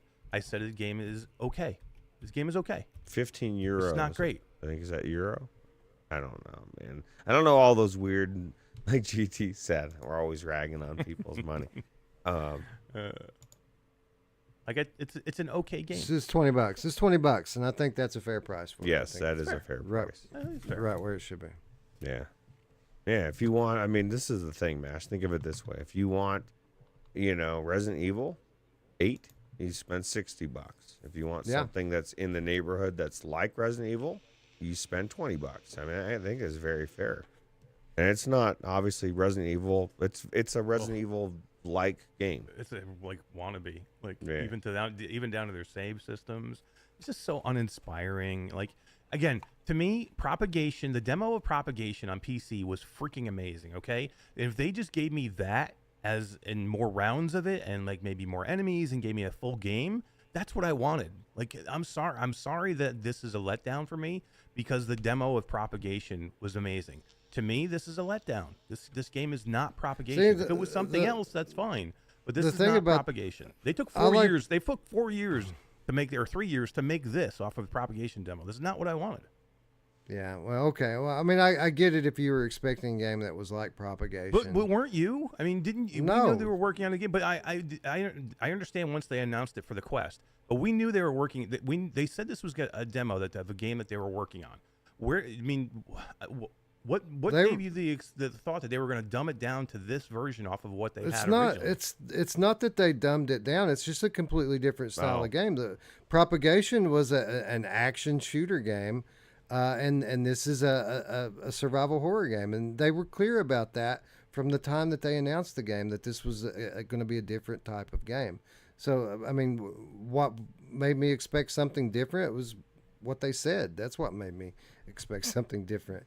Yeah, why call it Propagation at that point? This is so far away from what Propagation is that they shouldn't have called it Propagation.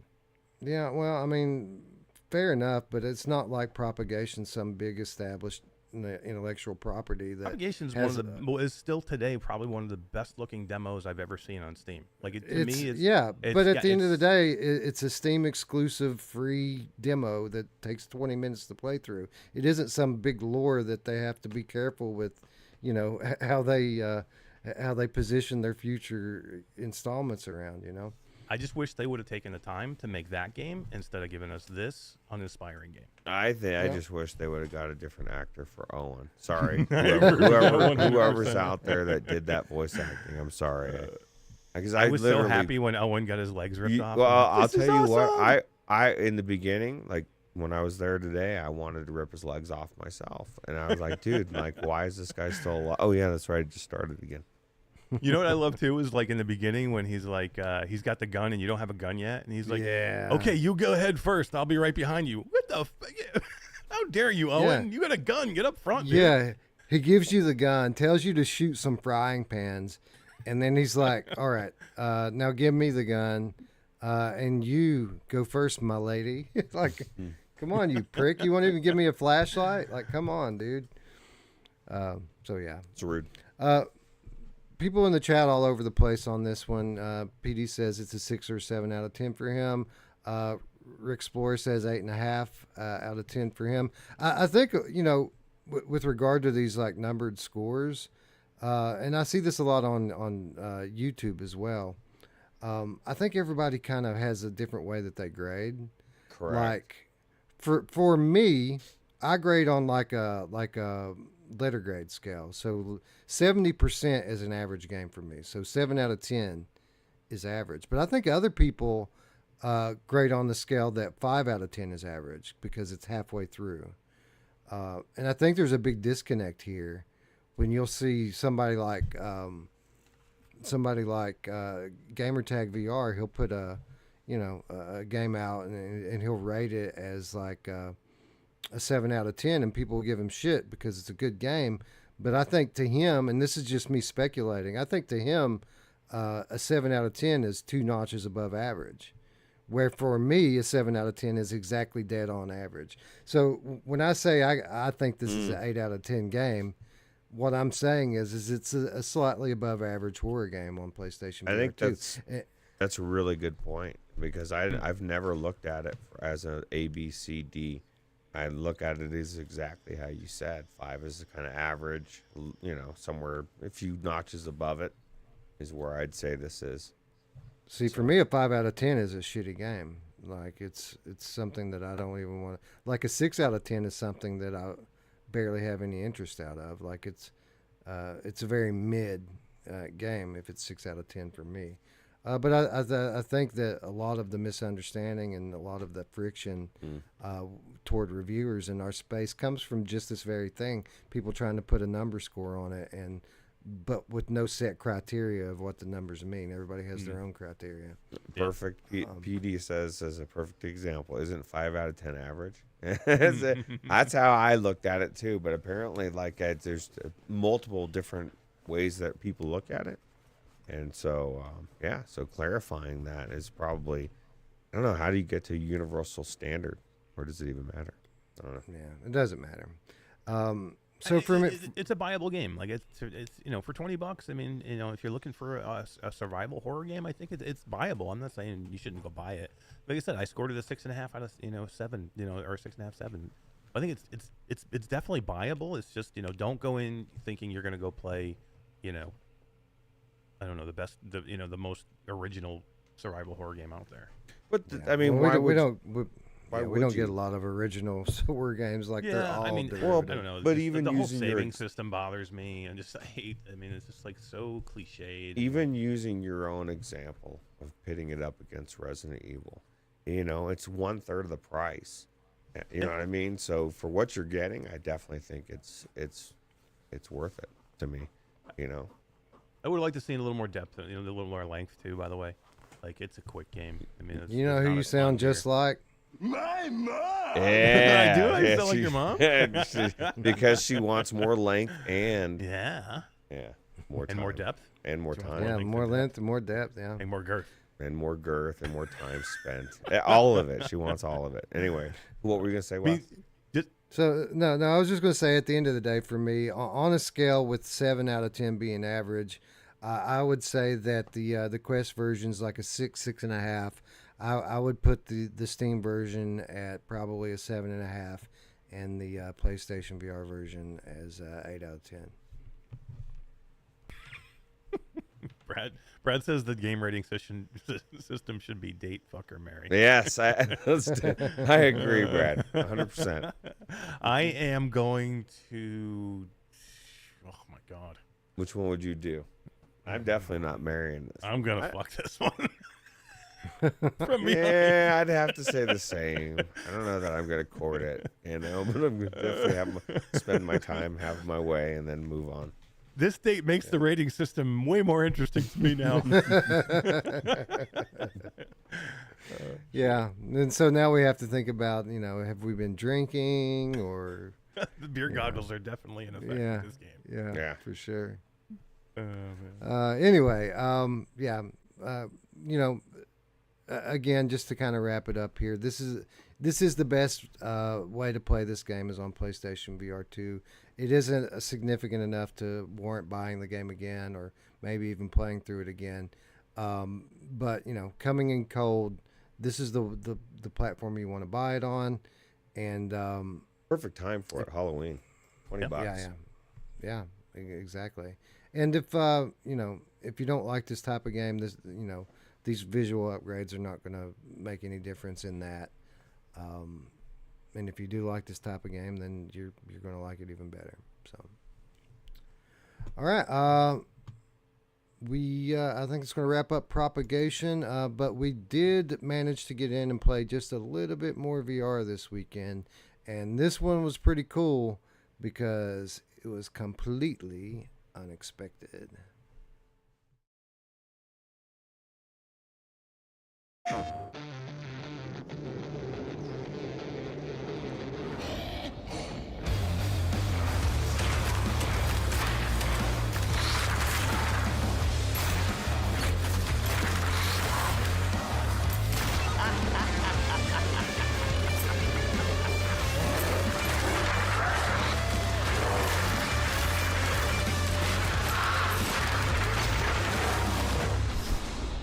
I'm not done with you yet.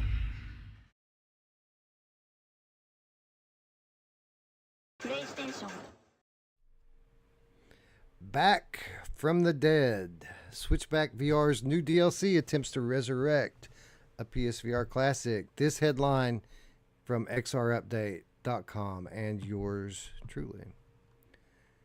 Supermassive Games dropped some exciting news this past week for fans of the Dark Pictures Switchback VR.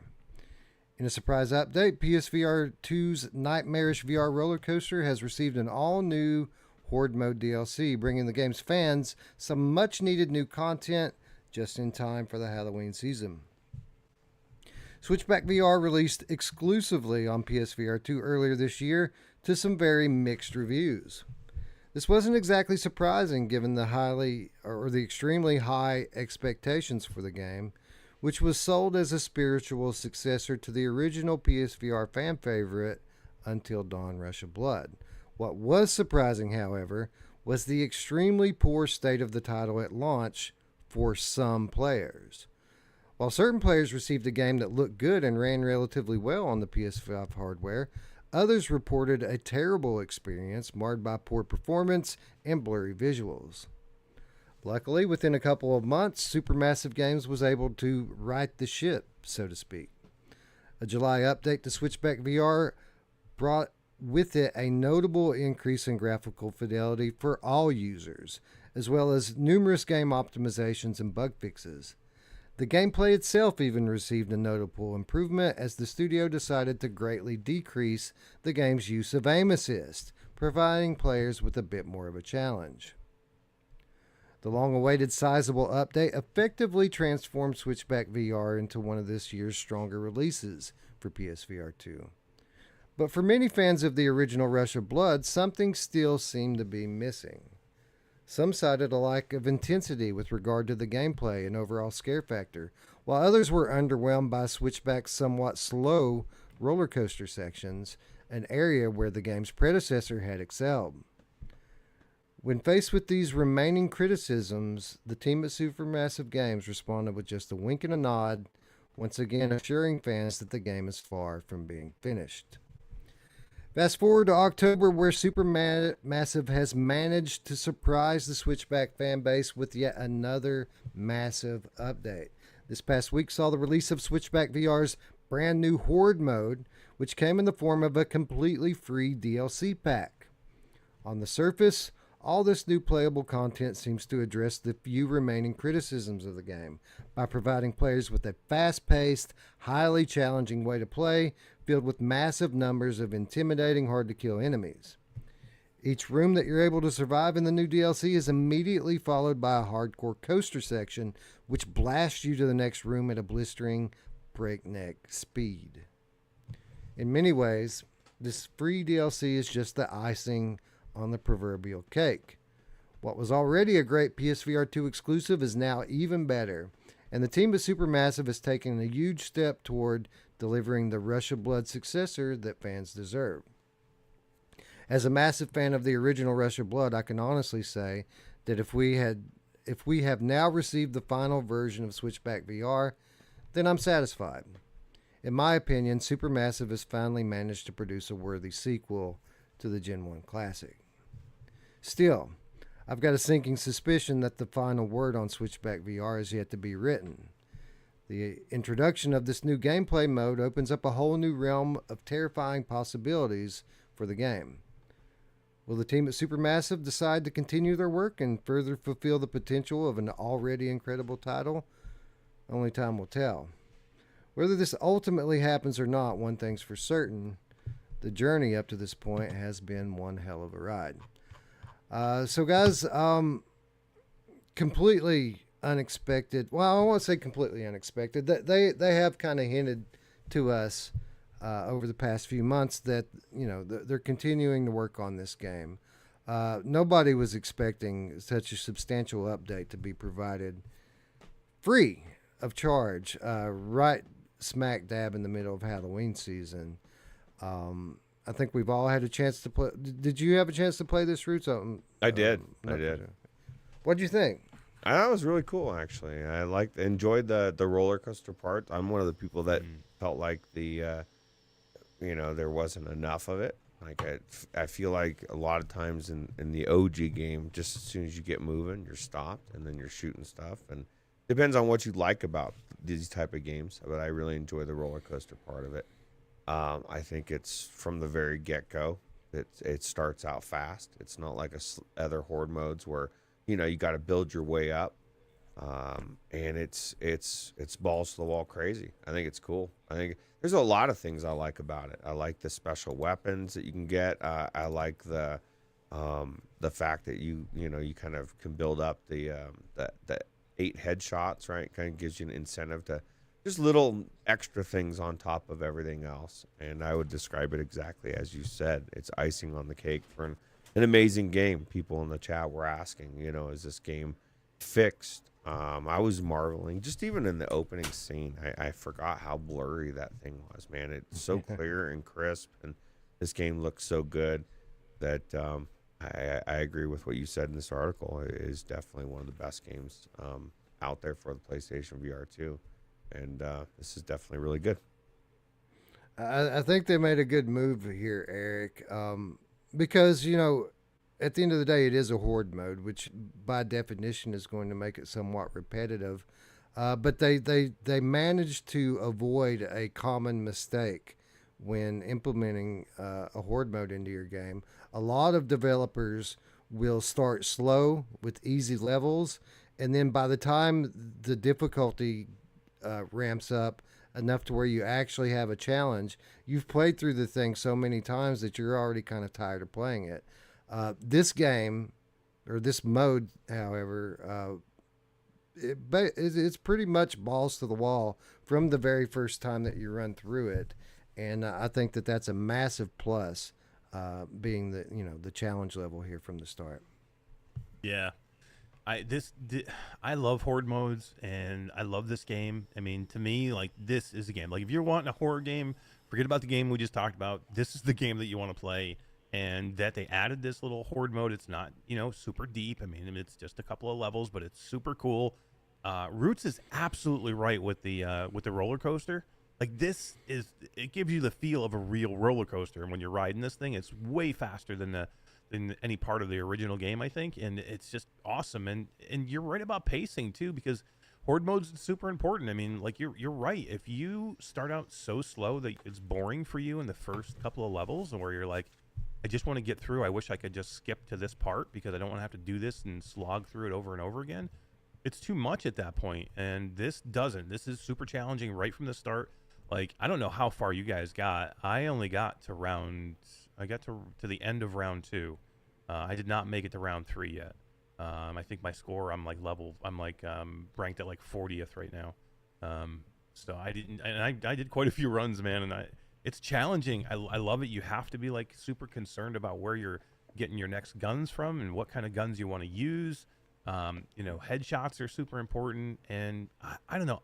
I have never been like down in this game. Like, I thought it looked pretty good from the start. Like, I know it did have some issues, but I thought it still looked good right from the beginning. It looks even better now. This game is amazing, man. This game just keeps on giving. I'm glad they're doing this.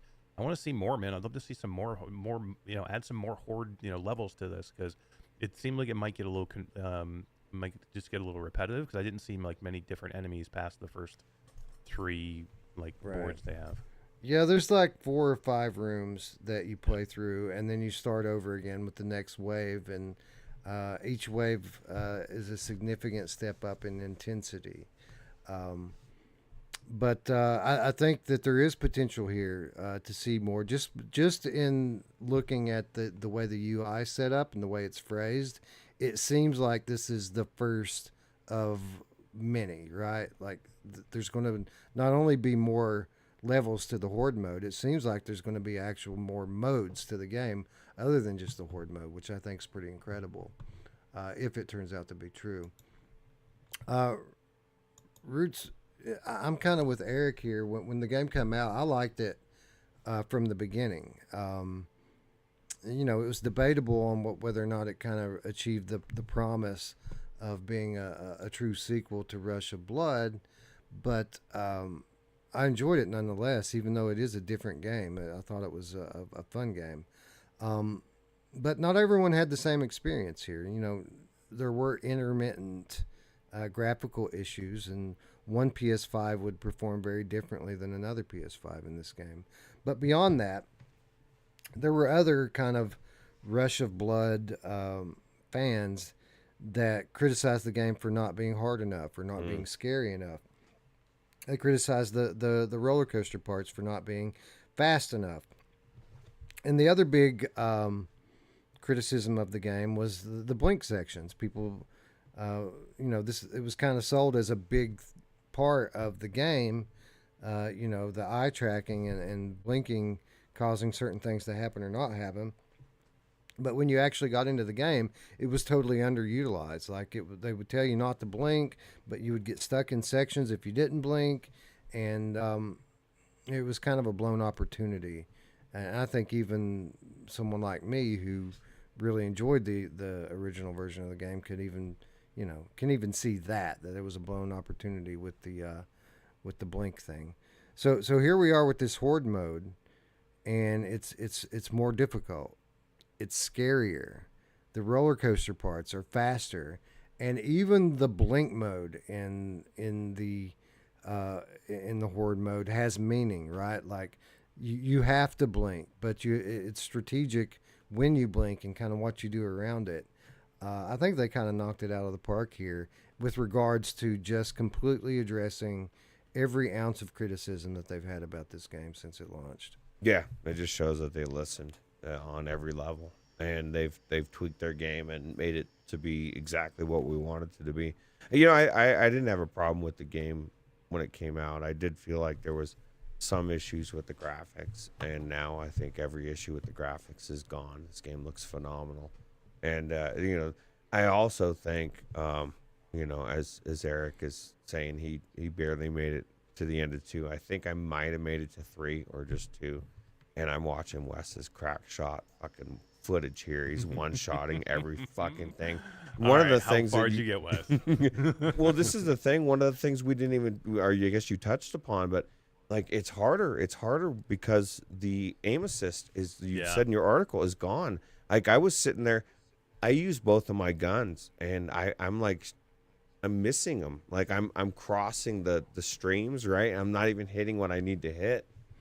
So much so that it was very frustrating. I just needed to get good, son, because Wes is just cracking through this. They need to give your friend's scores here too, because like I didn't see a spot where you could do that. There's like a leaderboard, but it only shows like the top 5 players' scores and then your score, so it doesn't give you your friend's scores.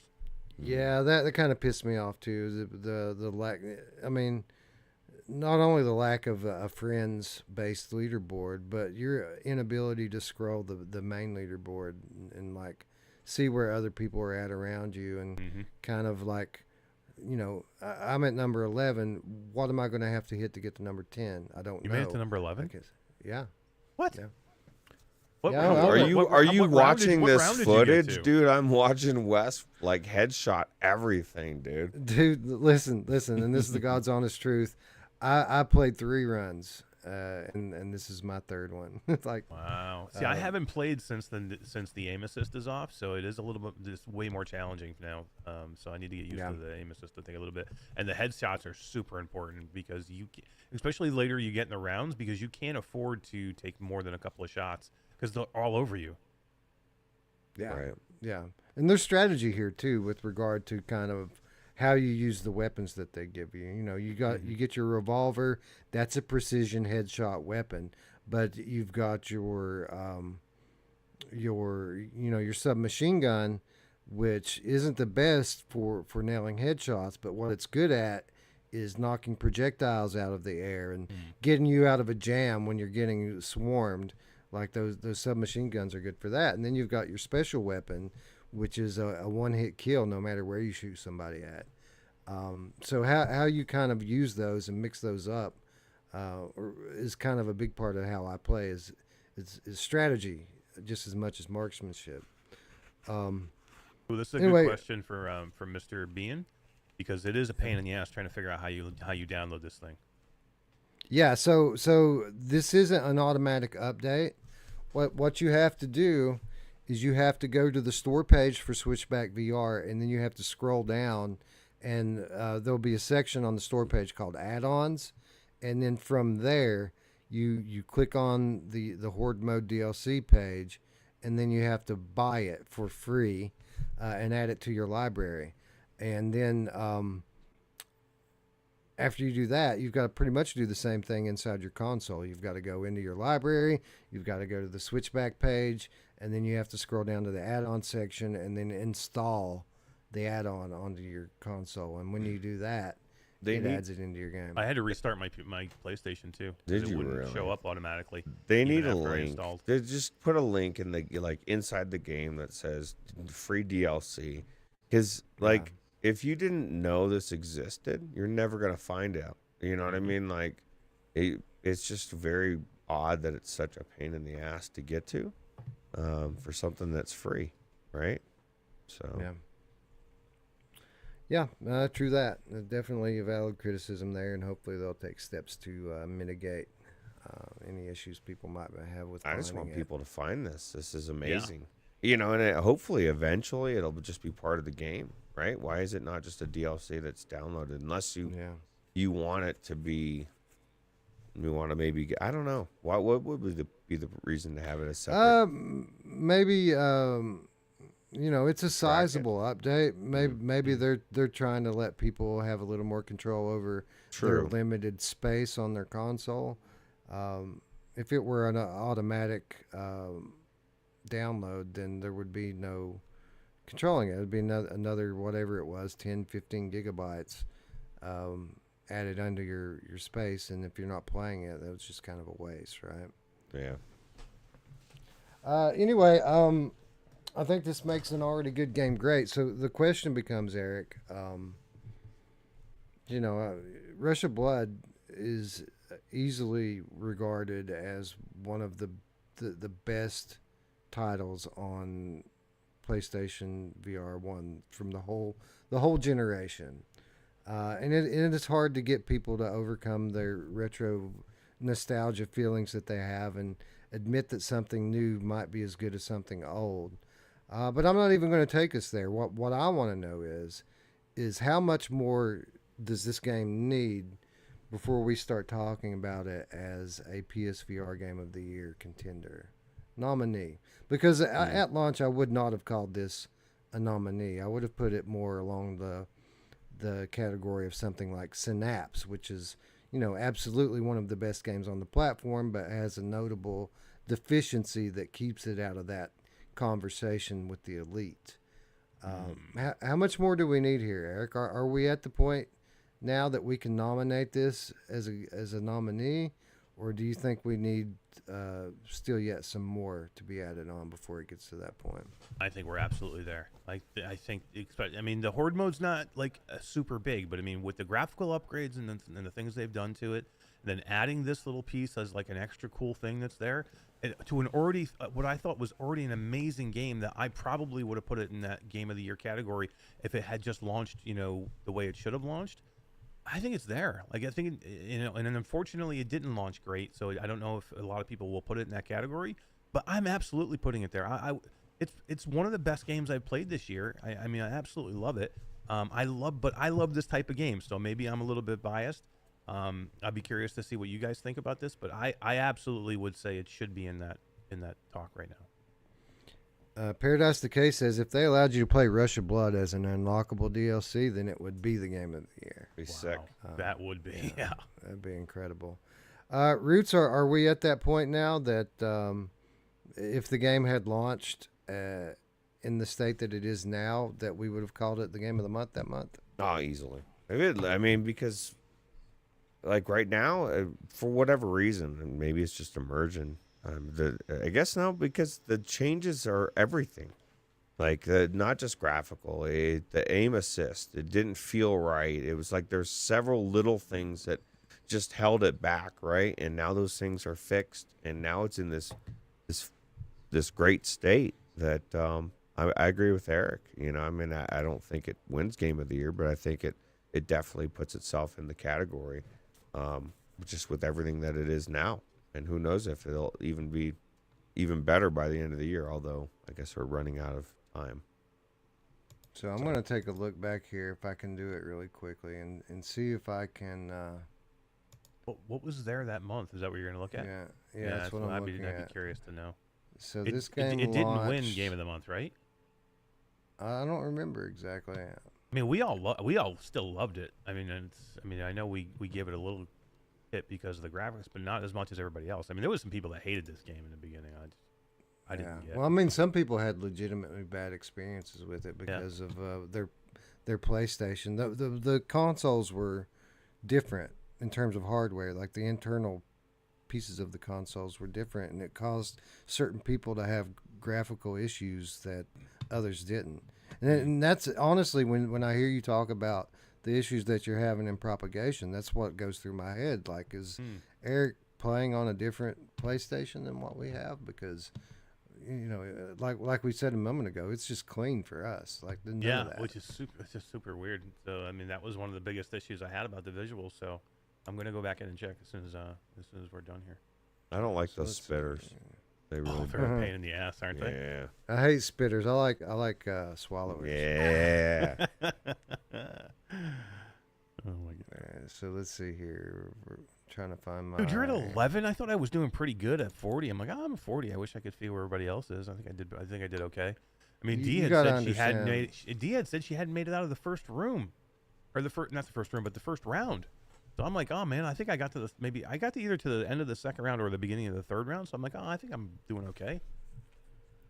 You got to understand how much Rush of Blood I've played in my lifetime. Yeah. Like, it's a ridiculous amount. Like, even though I haven't played Switchback all that much, it's the same thing. You're using your flashlights to aim, and like, I've just got a feel for it, you know. So game of the month, March 2023, PlayStation VR2. The Walking Dead Saints and Sinners Chapter 2 Retribution was the game of the month. Tough one to go up against. So I'm looking at the final. We didn't give it a runner-up? We didn't give it a runner-up. No, we did not.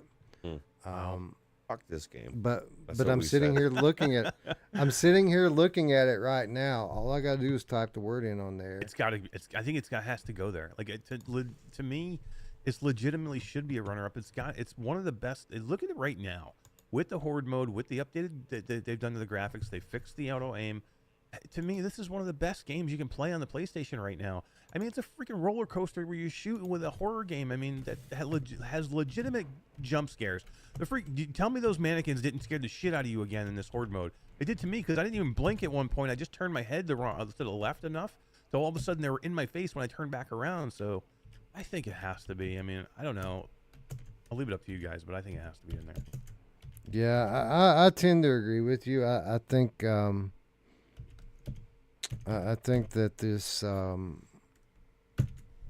this latest DLC again, it literally crushes the last few criticisms that the original copy of the game had, and makes it one of my favorite titles on PlayStation VR2. And it does put it a class above a game like Synapse, which I love, but is very brief in terms of scope. So I think we are going to add it on there, but just as an exercise for shits and giggles, I want to see what the chat thinks about this. So I'm putting a poll out and seeing what the chat thinks. Well, do you guys think it should be? Ruuts, what do you think? I think so. Yeah. I mean, I think so too. I think like I'm like Ruuts. In the Ruuts. past, we reserve the right to just add anything if we want to. It's our show, damn it. And for what it's worth, like Ruuts said, I mean, I would. It's not exactly like I would favor it to win, but absolutely think it deserves the distinction of the nomination.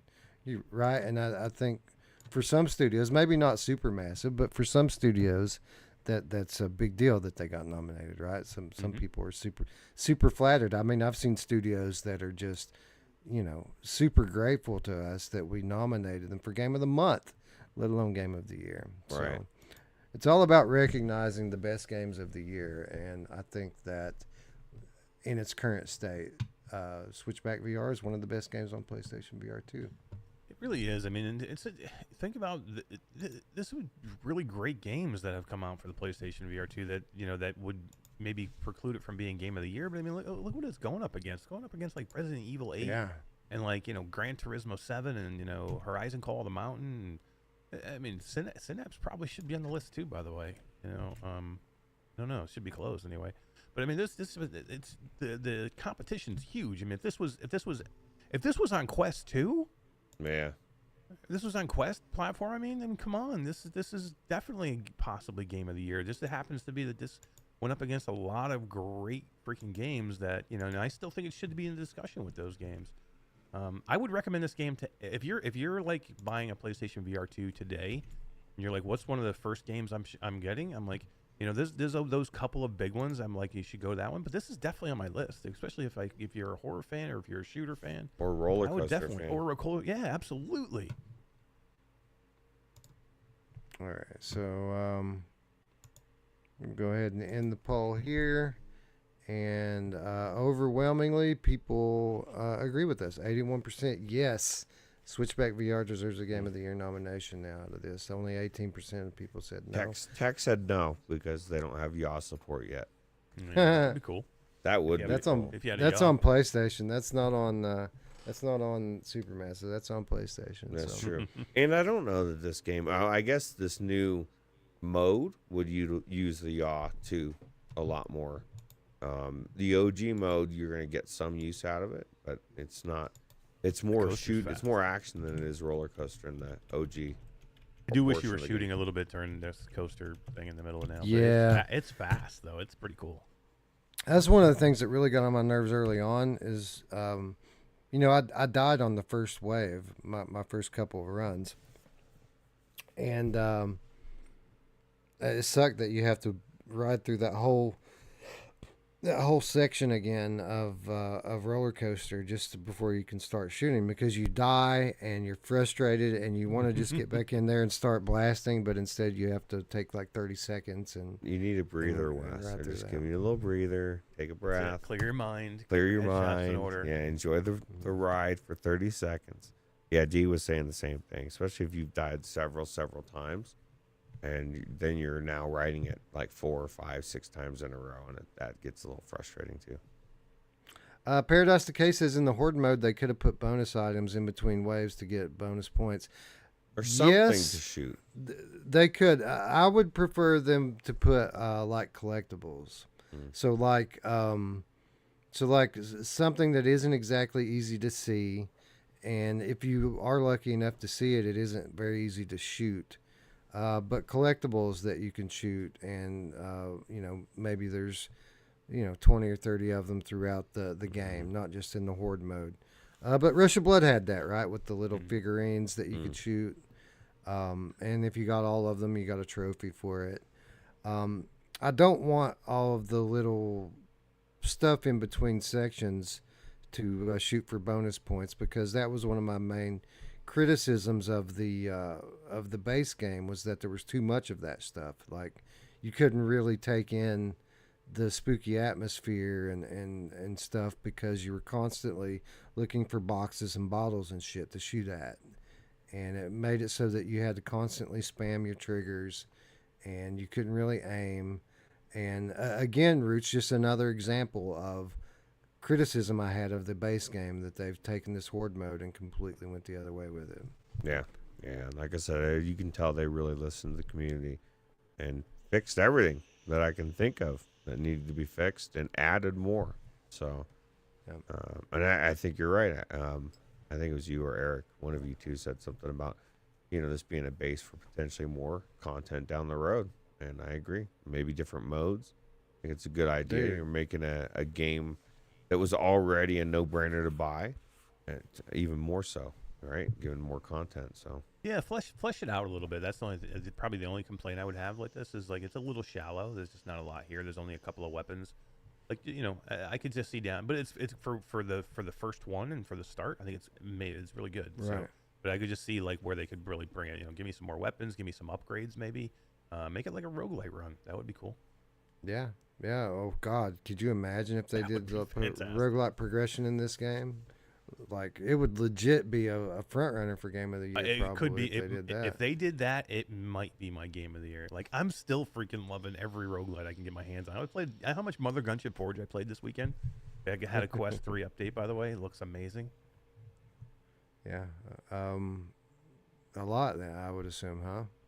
It looks as good as the Steam version. I played a couple. I played Saturday. I played Friday, and I played Saturday night a lot, like several. I probably played 3 or 4 hours of it this weekend. I want my fucking I want my Quest 3 update for In Death Unchained. Where the hell is that at? Yeah, they've been quiet lately, actually. Yeah. Maybe they're in production on a new game. David Runn says, I got to get my girlfriend into VR. Take her to the Museum of Other Realities. Take her on a VR date. That'd be cool.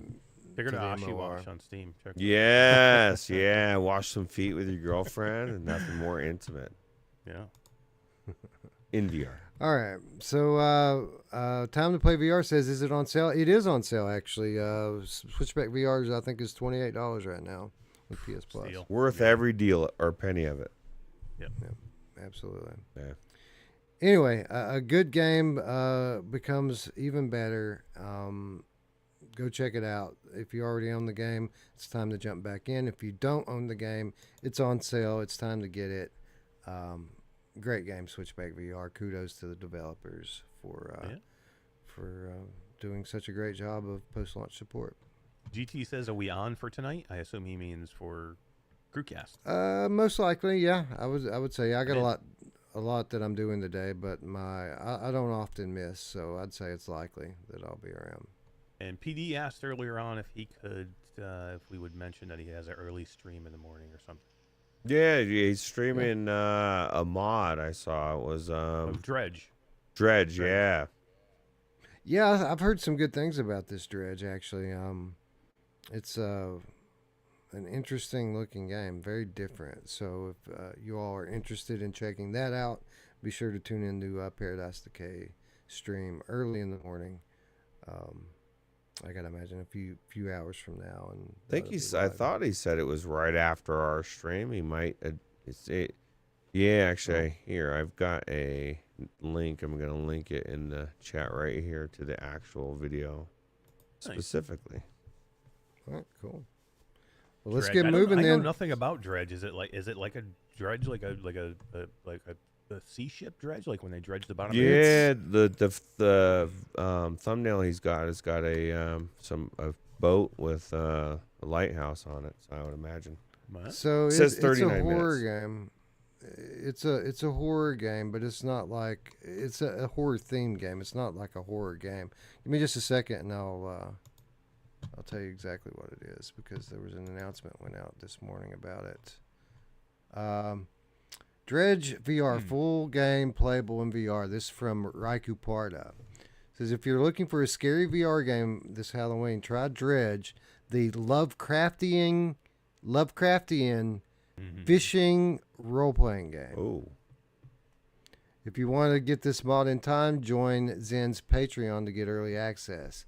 Modder Zen is still improving the mod, but the game should be fully playable. The mod features full 6 Degrees of Freedom VR with motion controls, immersive UI, customizable controller bindings, and other configurable settings. Oh, nice. The game is on Steam VR currently and costs... how much does it cost? It costs $25 on Steam. So this is a horror fishing game? The fishing role-playing game, yeah. Fishing role-playing. Well, I'll tell you what. If you have any questions, because I have many, 39 minutes. PD's gonna be streaming this. Oh my god! Depending on the show, he said he might push it back a little bit. Well, he's gonna push it back for after our show. But yeah, definitely check it out. And it sounds intriguing. Yeah. Anyway, Rocky Part is a freaking genius, by the way. He's one of the best modders. Yes, absolutely agree with that. Definitely one of our nominees for Modder of the Year last year, and it was full on deserved. I mean, did Neon White, did fucking love Neon White, dude. Great modder. But He's by the a way, good dude. He's a really good dude. This mod isn't done by Rakaparta. Rakaparta was the one that shared the information, but it was modder name was Zen. So. Okay. Yeah, I think he's a fairly new modder, the guy who did this too. I watched a little bit of his video this morning, but I couldn't understand from his video what the game was all about, because he was mainly just showing how the hands worked in the game, and I was like, he was standing on a boat, and I'm like, I don't know what the game is. Anyway, we need to get moving here because we don't want to step on PD's toes too much, but we're coming down the stretch here. Just have a couple more headlines to get to, and then we'll be on our way. But with that said, notable headlines, something that we definitely need to discuss.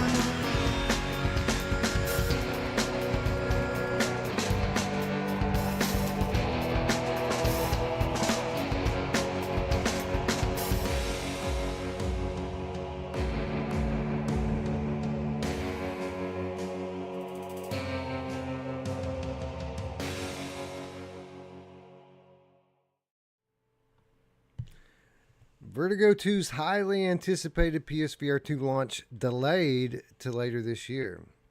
This once again from the best writer at the best VR news website. I agree 100%. Oh, look at that. Run by the best PR marketing. Yes. Out there. Hell yeah. Anyway, okay. So on this past Friday's episode of PSVR Gamescast Live, Brian Paul revealed a bit of news that some within the PSVR 2 community have found very difficult to accept. One of the most highly anticipated upcoming PSVR 2 releases of the year, Vertigo 2, will not be launching this month after all. For those of you who might have missed the show, I can confirm that the delay is real. Brian was initially given this information directly from a spokesperson for the game's publisher, Perp Games. The game's developer, Zach Siakolis Brown, would later go on to confirm the delay via a post on X, the platform formerly known as Twitter, effectively crushing the hopes of anyone who might have still been living in denial. For what it's worth, I genuinely believe that this delay is in the best interest of the community and the game itself. Given the unfinished state of a few recent PSVR 2 releases, many within the community are starting to see their patience wear thin with regard to quality issues. If all that it takes is a little more time for Perp and Zalubo to deliver the best possible version of one of the best VR games I've ever played, then so be it. I'd rather wait for a game than wait for a patch. Make no mistake, the intention behind this delay is to ensure that the game launches flawlessly on PSVR 2. With its already excellent reviews on other platforms, this newer version of Vertigo 2 promises to capitalize on PSVR 2's unique hardware capabilities. Additionally, this release will see the introduction of a few newly playable characters, each presenting unique gameplay mechanics that will significantly alter the course of the game. So, as much as I understand the disappointment surrounding the delay, believe me, I want to play it too. I'd like to urge the PSVR 2 faithful to focus on the bigger picture. With the unique features and substantial content being brought to the PSVR 2 version, Vertigo 2's release could very well set a new benchmark in VR gaming. But remember, quality takes time. As we approach Vertigo 2's release date, be sure to keep an eye on XR Update and PSVR 2 Without Parole to stay up to speed with the latest. Eric, is this good news or is it bad news? This is tough, man. I don't know. Like, I'm disappointed because, again, this is the definitive way that I've been wanting to finish the game. I've played, quite a bit of it on Steam, but I want to go finish it on PlayStation. So I'm disappointed that I can't now. But, I mean, what we were just saying, like, this gives us a little bit more time to play other things, and then we'll have more time to enjoy it more when it does launch. And then 100%, like, how many times have we criticized games that launched imperfect or had problems or wasn't the launch it should have been? I mean, we've been bitching about it for the last 6 months. So, I mean, it makes sense that Zach, who has never done that before and has always done things on his own timeline and when he wanted to do it, because he's kind of a perfectionist. It makes sense that he wants to make this game perfect. I want it to be perfect. I don't want to play I don't want to come in here and go, man, wow, what a shitty freaking job he did. You know what I mean? I don't want to do that again. I want to come in here and go, wow, this dude knows how to make games, and we have probably, contender for Game of the Year on PlayStation. That's what I want to say.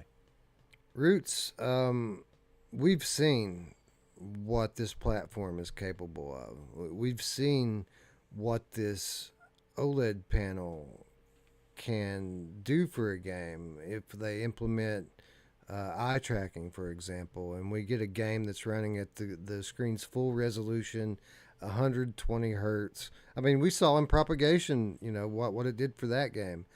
Now think about Vertigo 2. Think about these worlds that you're in, how colorful and bright they are, how much like particle effects and bloom that's going on in this game.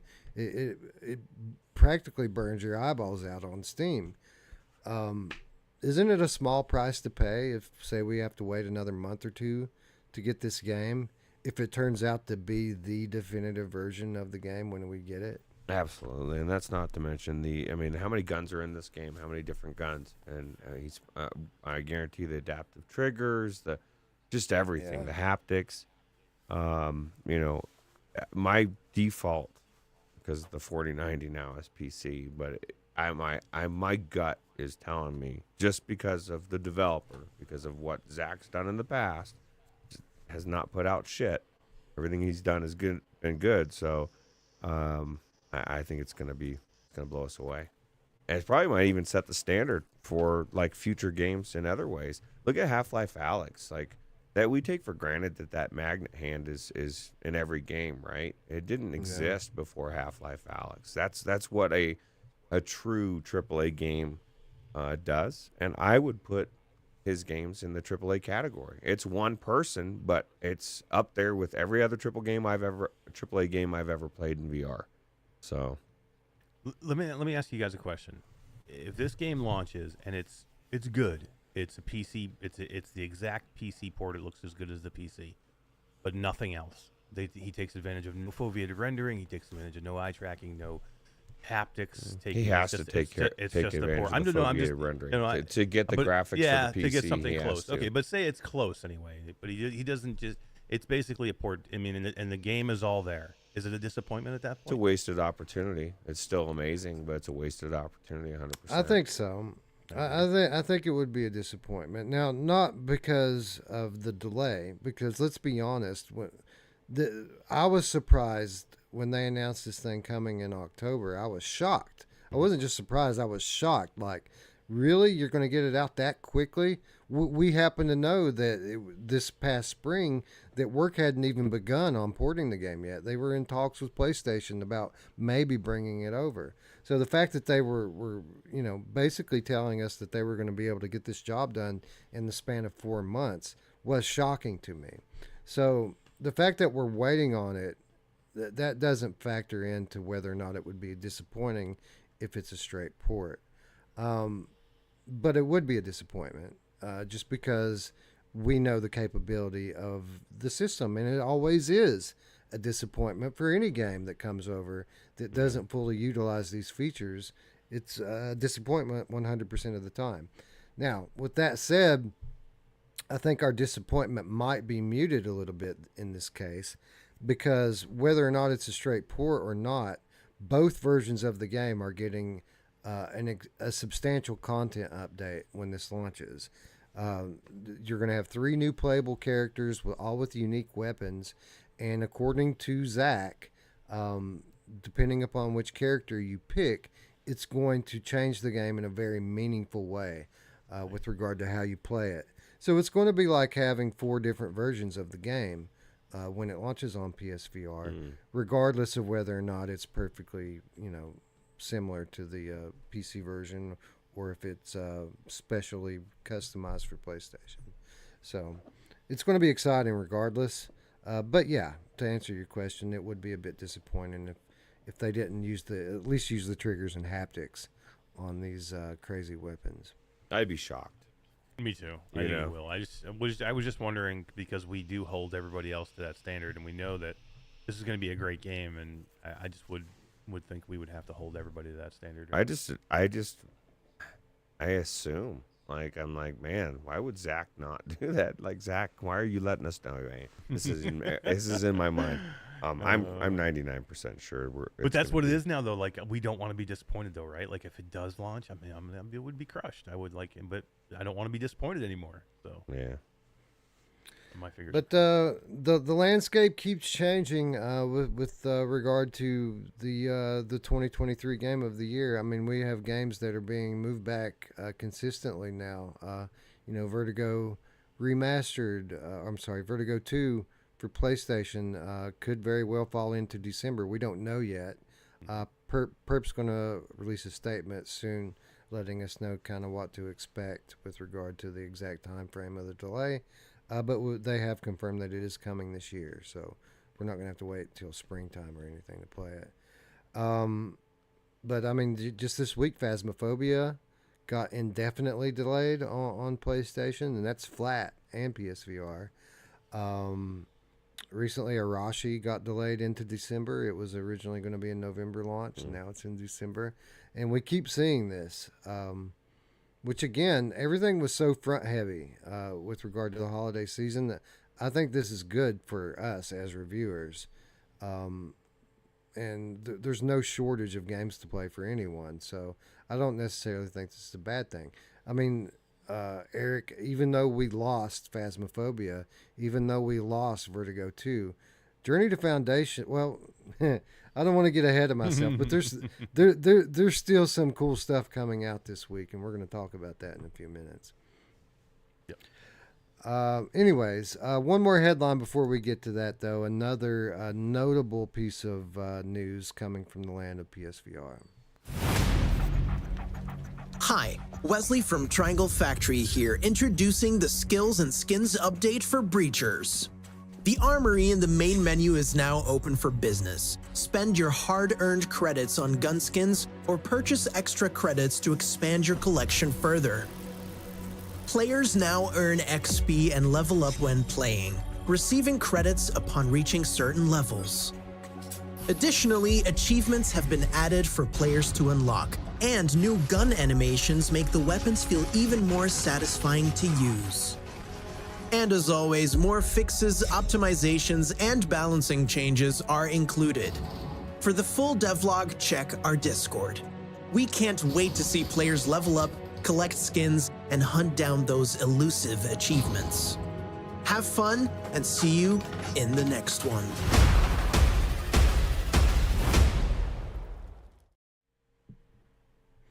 Breachers move to PSVR 2. Puts Firewall Ultra in the crosshairs.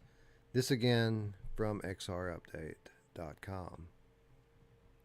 Yesterday on Twitter, or X as they like to call it these days, developer Triangle Factory made a totally unexpected announcement that has the PSVR 2 community buzzing with excitement. Breachers, the extremely popular tactical VR shooter, is making its way to PSVR 2 next month. The move promises not only to bring enhanced visuals and gameplay to PSVR 2, but it also throws down the gauntlet to the other PSVR 2 shooters, particularly Firewall Ultra, which has been struggling to retain its player base since its botched launch this past August. Breachers' rise to popularity has been quite impressive. Released in April, it quickly gained notoriety for its familiar tactical gameplay mechanics, drawing inspiration from iconic titles such as Rainbow Six Siege and Counter-Strike Global Offensive. The game delivers an addictive 5v5 team-based experience where teams alternate between playing as attackers, breaching a bomb site, and defenders trying to stop their advance. Triangle Factory's announcement also showcased some of the enhancements made possible by PSVR 2's unique hardware. Not only will the PS5 allow for a substantial visual upgrade, but the Sense controller's unique features such as adaptive triggers will provide players with the most immersive version of the game to date. The studio has announced cross-play support, assuring PSVR 2 gamers that they won't have to burn up too much time waiting to get in a game. Breachers' entry into this space comes at a time when Firewall Ultra, developed by First Contact Entertainment, is facing substantial challenges. Once hailed as the premier tactical VR shooter, Firewall has become subject to widespread criticism following a launch marred by multiple gameplay bugs and issues with matchmaking. Of course, the Firewall faithful have been patiently waiting for First Contact Entertainment to right the ship. With that said, the announcement of Breachers' imminent launch on PSVR2 should prove to be, quite literally, a game changer. Will this new competition bring the best out of First Contact Entertainment, pushing them to elevate Firewall Ultra to its full potential? Or will Breachers' debut on PSVR2, with its unique approach and established player base, completely overshadow Firewall, cementing the latter as nothing more than the best of VR's first generation? Only time will tell how this battle will ultimately play out, but one thing's for certain. Whenever talented studios compete in an emerging marketplace, the players always win. Ruuts, so here we are. We've kind of come to this showdown a little bit sooner than we were expecting. People were calling Breachers a firewall killer from the day that it launched, and we never really quite saw it as that. But it seems to be quite possibly the case as we move forward into the coming weeks, because at every turn, First Contact Entertainment has managed to find a way to drop the ball. Yeah, my main thing I was gonna say is, like, it's kind of nice to get into lobbies with other people. You know, like if the biggest problem you have with a game is actually getting into the game, that's a problem. Like somebody was saying in here, they said that leagues will end up playing this in league format first. Ultra is practically useless for tournaments, and I would imagine for a lot of reasons. I mean, one of them is that reason, but maybe the eye tracking grenades. I don't know. I feel like it's just a more fleshed out. Here's the thing. I think Firewall's problem, and it sounded good on paper, even to me, is they catered to their player base, which usually works. Their player base, they thought, would want everything to stay the same, control schemes and everything. And it turns out that PSVR players, one or two, are just like everybody else. They want to have two hands and be able to throw grenades normally and do all sorts of things that this Firewall doesn't let you do. So, Eric, to me, Firewall on its best day destroys Breachers on its best day. Here's the problem. Firewall hasn't seen its best day, period. And every day is pretty good for Breachers. Do you think that this is a legitimate concern for First Contact? I mean, they do have Sony money behind them. We are talking about a game that, while it does have its issues with matchmaking, it is in terms of quality, at least a AA title, if not AAA, versus what is basically a small indie game. Should First Contact be legitimately concerned about this? Hell yeah. They're in trouble. Like, to me, I don't think they come back from this now. I just don't. I think it's too late. I think it's too little too late. And like, I don't see how they come back to it. And is Firewall on its best day a better game than Breachers? Yeah, probably. But what Breachers has going for it, number one, it's approachable. Number two, it's going to be cross-platform with everybody. You're going to have a ton of people playing in there. Like you're going to be able to get a match easy across multiple platforms. Like, literally, for Firewall, it's just the PlayStation players, and if you have pissed off the PlayStation base that you had, and you've let them all down, who's gonna be playing? Like, who's gonna go in there and buy all these things that you want, these skins and do all these things? Where is that gonna come from? There's no base of players now. Like I said, you alienated the one player base you had. You alienated them, and it's still broken. So I just don't. No, I want it to be good. Like, I want to be able to go in and play it. Like, I want it to function and thrive, because I think they're two completely different games. Like I think they can actually, if it was fair and Firewall was actually up to where it should be, I think they could coexist, and there would be enough players to do both. Because again, I think Breachers is fast, it's fun, it's super approachable, but if you're looking for a challenge of actually squatting up and having to play as a team and really, really, think about what you're doing and move, and again, it looks beautiful, but I just don't think there's enough there now. Like I think Firewall lost it. I think it's gone. The problem is that you can't you can't progress your account in private matches. Mm-hmm. See, for me, it's fine because whether I'm playing Breachers or I'm playing Firewall, I'm never going in the public lobbies. I'm always playing with friends. So Firewall, for the most part, has been a good experience for me. The problem is that I've been able to do this much progression of my character because they don't let you earn XP for playing private matches. They don't let you earn crypto for playing private matches. And for what it's worth, as deep as the progression system in Firewall is, it is a grind, man, to make any kind of progress in it. Like you have to play this game every day for months to unlock even the earliest shit.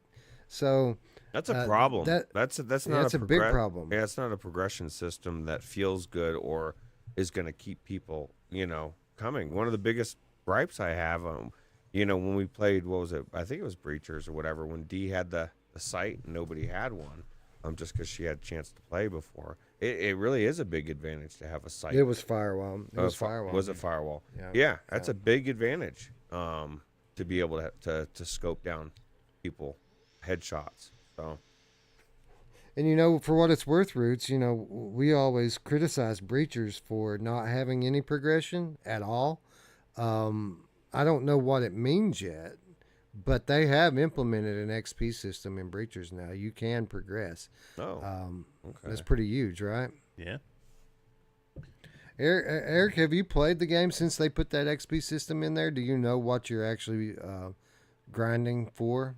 I have not. And I need to, because I just haven't had I've been like kind of meaning to go in and do it, and I haven't because I haven't even played the new ship yet. Have you played the new map? Ship? Nope, not at all. I haven't played it either. I want to get in and do it. Like I was kind of like waiting now. I think I'll probably wait now till the PlayStation version comes out and play it there for sure. But I'm sure I'll get once that comes out. I'm sure I'll be in it quite a bit because I know there's still groups in our communities. They think they play every Friday or so, or Saturday, one of the nights this weekend. It's Friday. Yeah, they play. So I mean, I'll absolutely. I love Breachers. I think it's really good. Like I said, it's super approachable. That's one you can get in. You don't have to grind. You can just get in and play and have fun. And it's a pick up and play game at any time. Yeah. So Ruuts, we said it needs more maps. They got another one, and there are more on the way. We said it needs progression. They've implemented an XP system. And then here it comes to PlayStation VR with improved visuals, with improved haptics and adaptive triggers. Do you think Firewall just gets crushed under the weight of this competition? Or do you think it's possible that having such a worthy competitor will actually drive First Contact to bring the best out of themselves? And in the end, in 6 months down the road, we have two great games versus just one. I hope so, but I wouldn't bet on it. If you just went by the past, like their first iteration should have been like when they went from PlayStation 1 to PlayStation 2, and they told, or PlayStation VR2, and they told everybody, basically, we're going to fix the server issues, which they never fixed. That was the biggest gripe, is people had to wait in lobbies. And I don't know if it's exactly the same reasons for it, but does it really matter? You're still not able to get into lobbies. Whatever issues they're having, that's what they need to fix first. Like you need to have flawless matchmaking, and it has to happen. If it can't happen consistently, people are going to go to a game that will, that has a better lobby full of players. Isn't it funny that a game that is all multiplayer, a company that just makes multiplayer games, gets multiplayer wrong all the time? Like they don't understand how to get it right. That's crazy. Yeah, everything's fixed. Like all the bullshit. From what I understand, it's all fixed except matchmaking. But it's like that's the biggest. The thing you need the most. And what was the same thing? What was the other game they did that I can't remember? Solaris. Solaris was the same thing. That thing launched. You couldn't team up with anybody. You had to like randomly hope you got into the same match with your team that you wanted to play with. Right. Well, and the thing is this was different with Firewall. It was the only one of a kind thing on PlayStation VR, and now it's not going to be. And this other one actually has, this other one, like you said, has the bigger lobby full of people and consistent matches. And the gameplay's a little bit different. Like I said, it is just a different game. But nobody wants to go sit in a lobby for 20 minutes between matches. That's just ridiculous. And how perfect is the timing for us, dude? Because like we got these Pro Tube gun stocks in. And, you know, I requested these with the hopes that we would have them by the time Crossfire and Firewall launched and Alvo, and that didn't happen. So here I am with these, you know, here we are with these gun stocks after that wave, and I'm wondering when we're going to have a chance to get in and use them. Here's our chance, guys. Yeah. November. Yeah. We're going to be able to jump into Breachers, test out the Pro Tube, see how that's going. And again, if you haven't already, make sure you're subscribed and ring the bell so that you can come along for the ride with us. I'm gonna send you the Force Tube too. Yeah, well, I've still got to. I've got your thing boxed up. I still haven't dropped it in the mail. It's boxed up and ready to send. I just need to remember to go to the post office and send it. But yes, I would very much appreciate that. Thank you. Sure.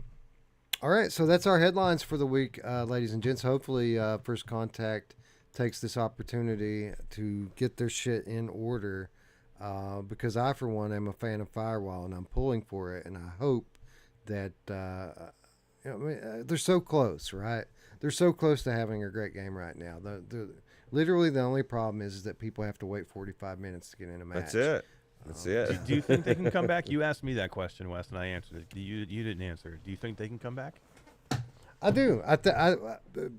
I'm a proponent of one true fact, and I think it applies in all situations to all games, and that is if you make a great game, people will buy it and people will play it. And I think that this is the case here with them. I think that they have an opportunity. Now, their time's running out, and they don't just have infinite tries, but people are still waiting on that so-called ultra mode. And I think when they launch that, it's going to be noteworthy enough that people are going to pick it back up just to give it another shot. If they can get their lobbies in order by the time they launch that update, I think that they can start to build momentum again. And they have a large player base of existing players that already love Firewall to lean on. So I don't think it's too late for them, but I think time is running out. Yeah, it's getting close. It'll be too late. Yeah. Anyway, that brings us to this week's reminders. And as I alluded to a moment ago, even though all this shit is getting delayed, there's still plenty of good stuff coming out this week.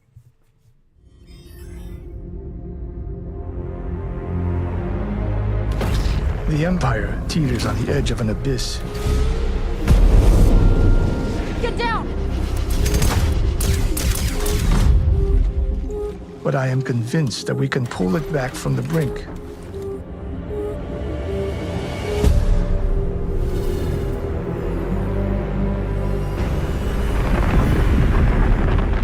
Tell me, what's an agent of the Commission doing so far from Trantor?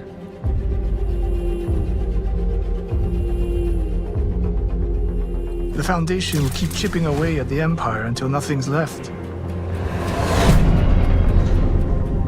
Destroy it from within. Don't confuse me with an average soldier.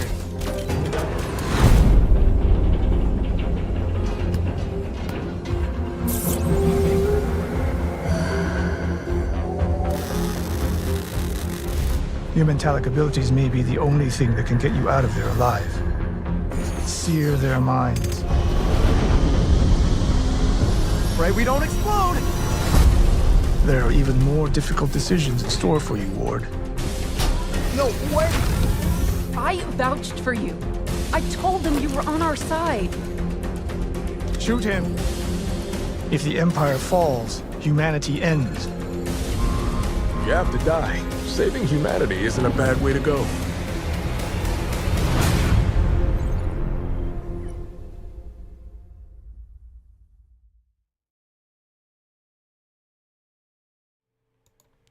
Lots of titles coming out this week, despite the absence of Phasmophobia, despite the absence of Vertigo 2.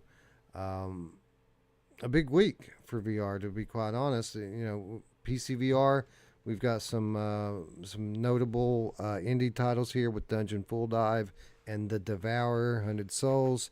Rampage Agents also coming out. That was one that got some screen time during the Next Fest last week.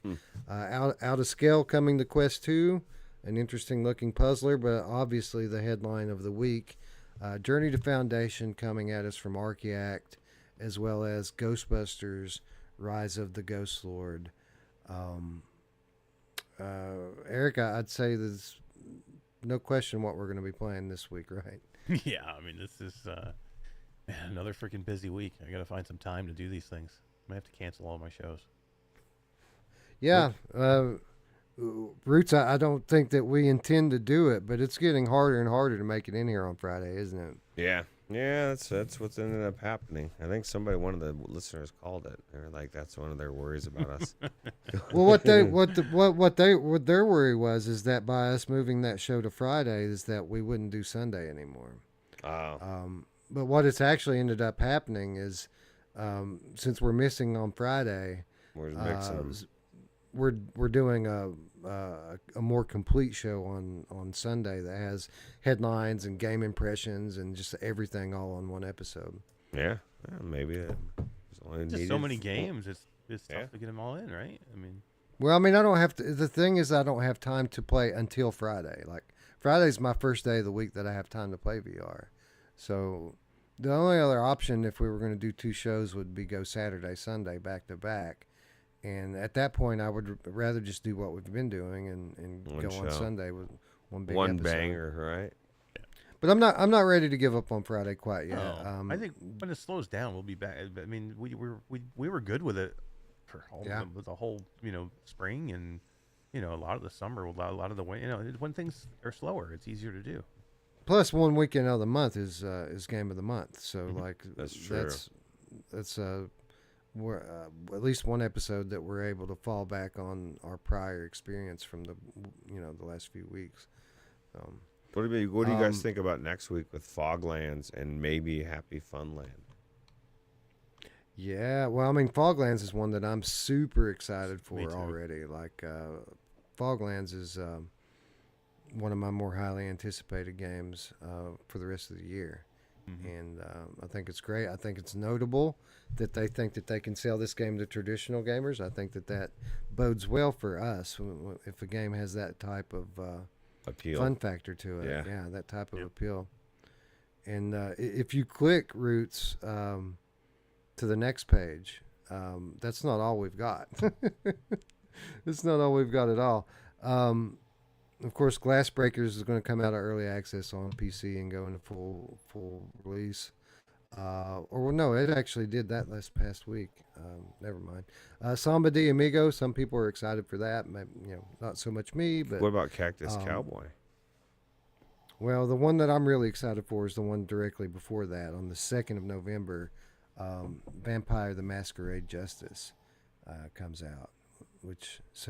So this week we've got Ghostbusters and Journey to Foundation.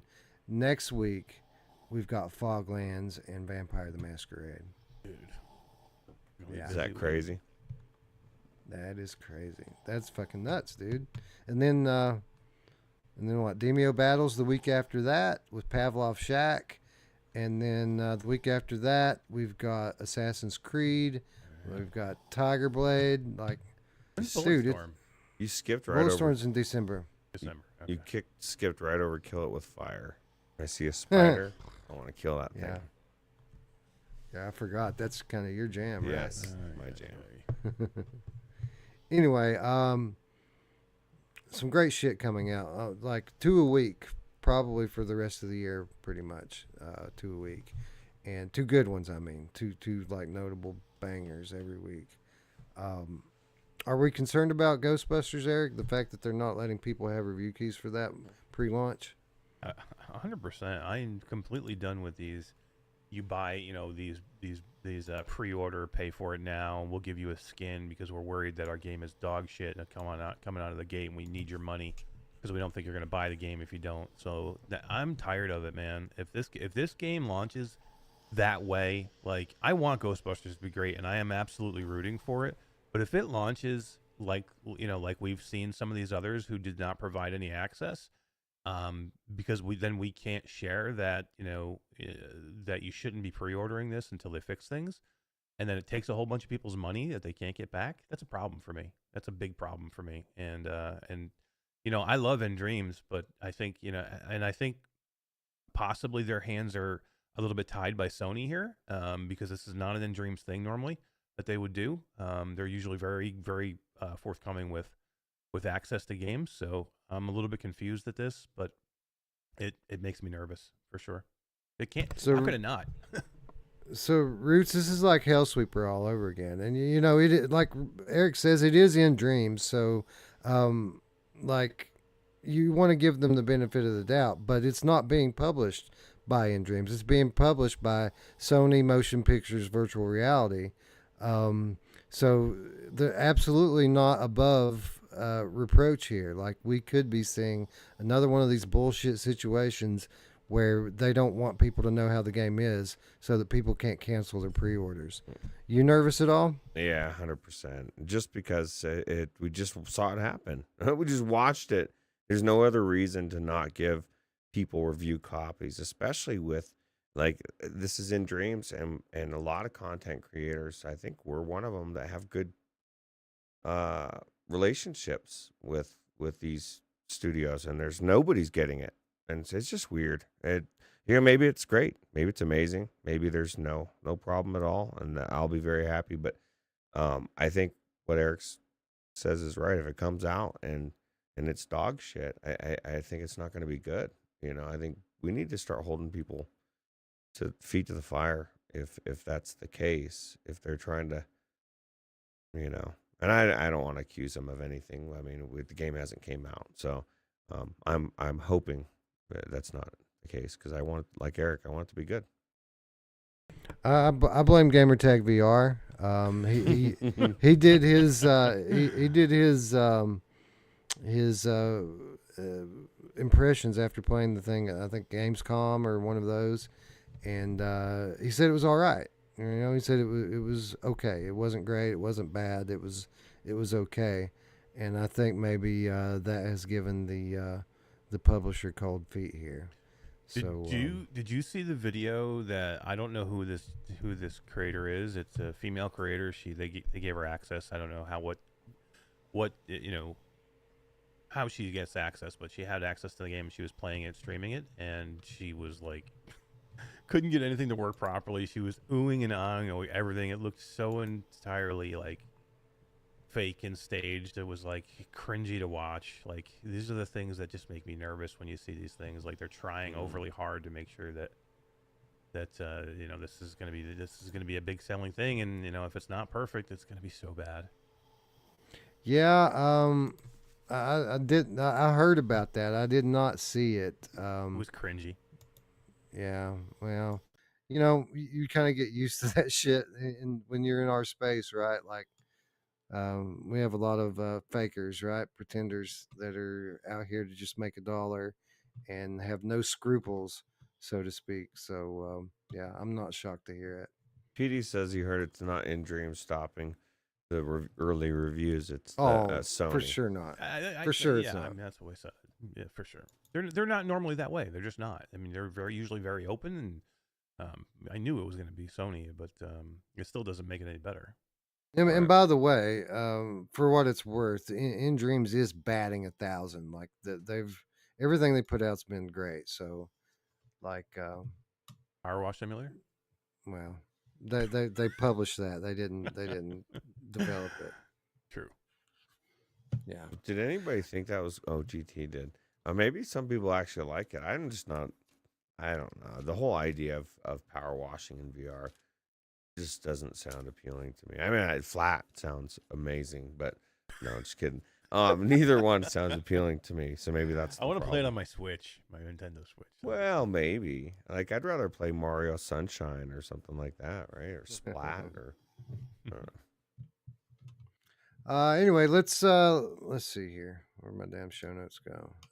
Let's take a look at some viewer comments. I had quite a few comments on our videos this week, and like I had to narrow it down to like 10 because there was like 20 I wanted to bring attention to. But so thank you to everyone out there who's been engaging with the videos. It does help with the algorithm, and it's cool to hear what you all think about the things we're discussing.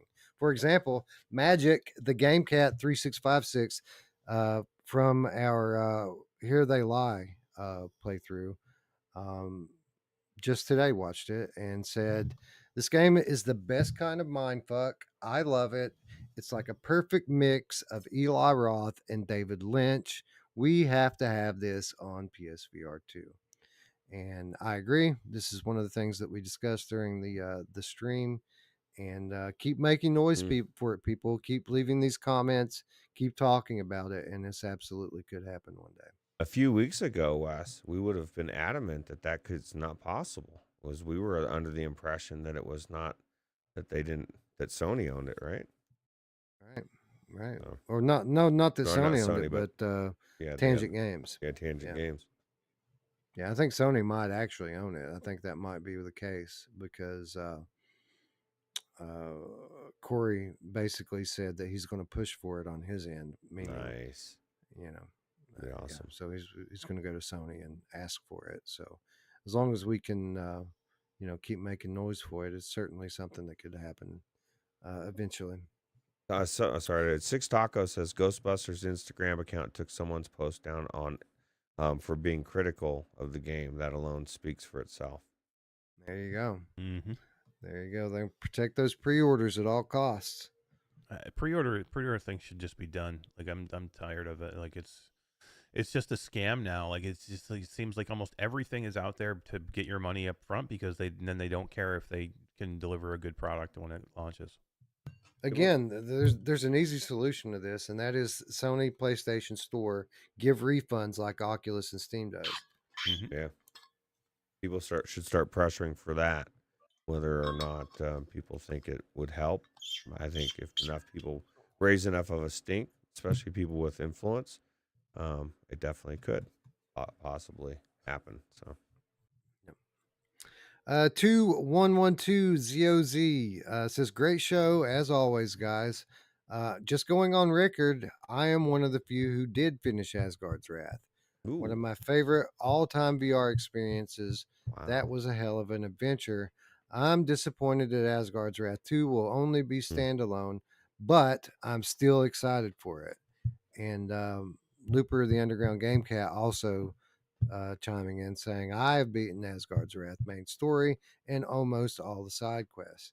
And for what it's worth, Ruuts, there was another 2 or 3 people that said just the same thing. So they are out there. That's crazy. Wow. I mean, not only is it crazy that you guys finished the game, I 100% agree. Do you guys not agree? I'm very, very, very disappointed that it's not coming to PC VR. And I'm sure the Quest 3 version will be great. But there's nothing like, PC VR high fidelity graphics. Yeah. And I'm tired of Meta not, for whatever reason, they just abandoned it almost. It just sucks.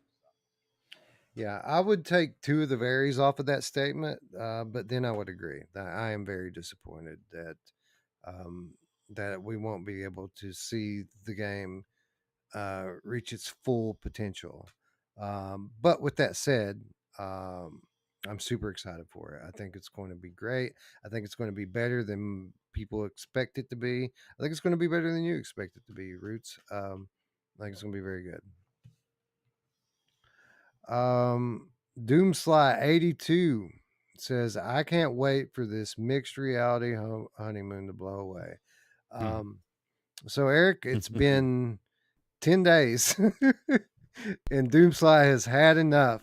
It's gonna be a while. Let's give it 6 months, 9 months, a year, because that's the thing. All the shine wears off of everything, and the tech demos will be considered tech demos, and the ones that are really good will still be really good. Everything will kind of sift its way through, and like somebody in the chat was saying, because with all the software and all the tweaks and all the early adoption things that it might not be a bad thing to slide into 6 to 12 months after it's been out, after there actually is software for it. If you're going for the mixed reality standpoint, from my perspective. But only time will tell. I don't know if it's gonna wear off though. Like I really. That's think what I'm saying. It's not going to go away. It's exactly what I was going to say. Yeah, I mean, it's just it's gonna get more. We're gonna see more. I'm not and more saying titles, mixed reality is gonna go away. I'm just gonna say being blown away by the every other fucking experience. It's a tech demo experience is gonna go away, and then the ones that are amazing, you'll still want to play, and then all the bullshit you'll want to avoid, just like you want to avoid all the bullshit now. It's just something new and shiny, and it's like I want to try all of it. I was there with VR, and I'm sure I'd be there mixed reality at first, and then 6 months from now I will dread 90% of it because there'll be no depth to it, and that small sliver of VR or mixed reality I'll think will be cool, and it'll still, most of it, even that 10% will have almost no depth to it, no progression. I don't think. See, mixed reality I think is different. Like VR, we're looking for the full blown experience of flat games.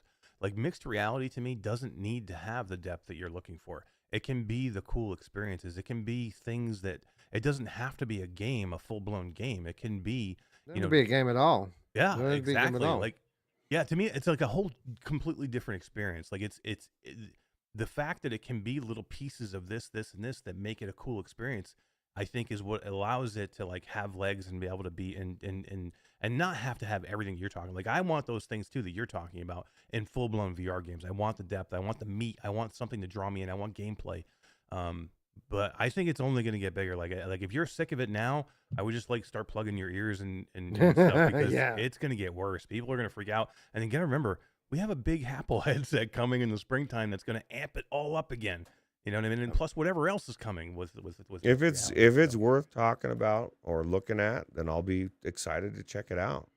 My thing is the new way of playing a game is exactly that. It's a new way. I enjoy flat games. I enjoy VR. I'm sure I'll enjoy mixed reality. My thing is I still feel like my time is worth something, and so if it doesn't have that depth for most of what I play, I don't want to play it, and it's just a personal choice. That doesn't mean it's not going to blow up and do everything you just said. I just feel like for the most part, seeing my room or not seeing my room isn't going to change the gameplay. I want the gameplay. I want the depth. I want the story. You know what I mean? There is room for those different games. I play them in VR all the time. Those like wave shooters like Gazler or something that's just really cool. That doesn't seem to have much depth, but has them a lot more. So I don't know. But Black Market Honey says, imagine Super Heart MR. Yeah. I'd be down for that. That'd be so cool, right? Like it's the same kind of concept as Drop Dead the Cabin's putting forth, but with that super hot, mechanic where time moves when you move. That would be that. There's a concept for a full blown MR game that would work and be amazing. Artful brought one up on my show last week. Vader Immortal and the dojo. I mean, if you want to actually have something that's fun in the dojo, have the dojo be in your fucking living room, man. I mean, seriously, that way, like the dojo itself for me is boring as shit. Like I was like, okay, that's like, that's fine. But to have those things actually, not in the game, but have it actually coming in your living room and stuff, that would be sick. Have Vader like walk into your living room. That would be awesome. Well, what they need to do is they need to introduce functionality that allows your headset to scan in real life items and turn those items into assets that can be used in the game. Oh, that would be cool. 3DS did this with the 3DS. Many people don't know had functional augmented reality gaming in 3D going on, 2 decades ago, and the way that I'm thinking of a specific game called I think it was called Face Raiders or something like that. And the way it worked is it used a 3D camera.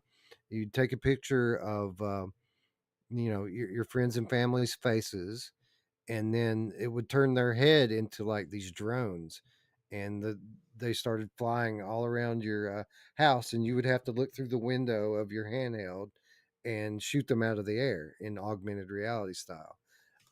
But again, if Nintendo was doing that 2 decades ago on 3DS, absolutely this could happen today on this headset.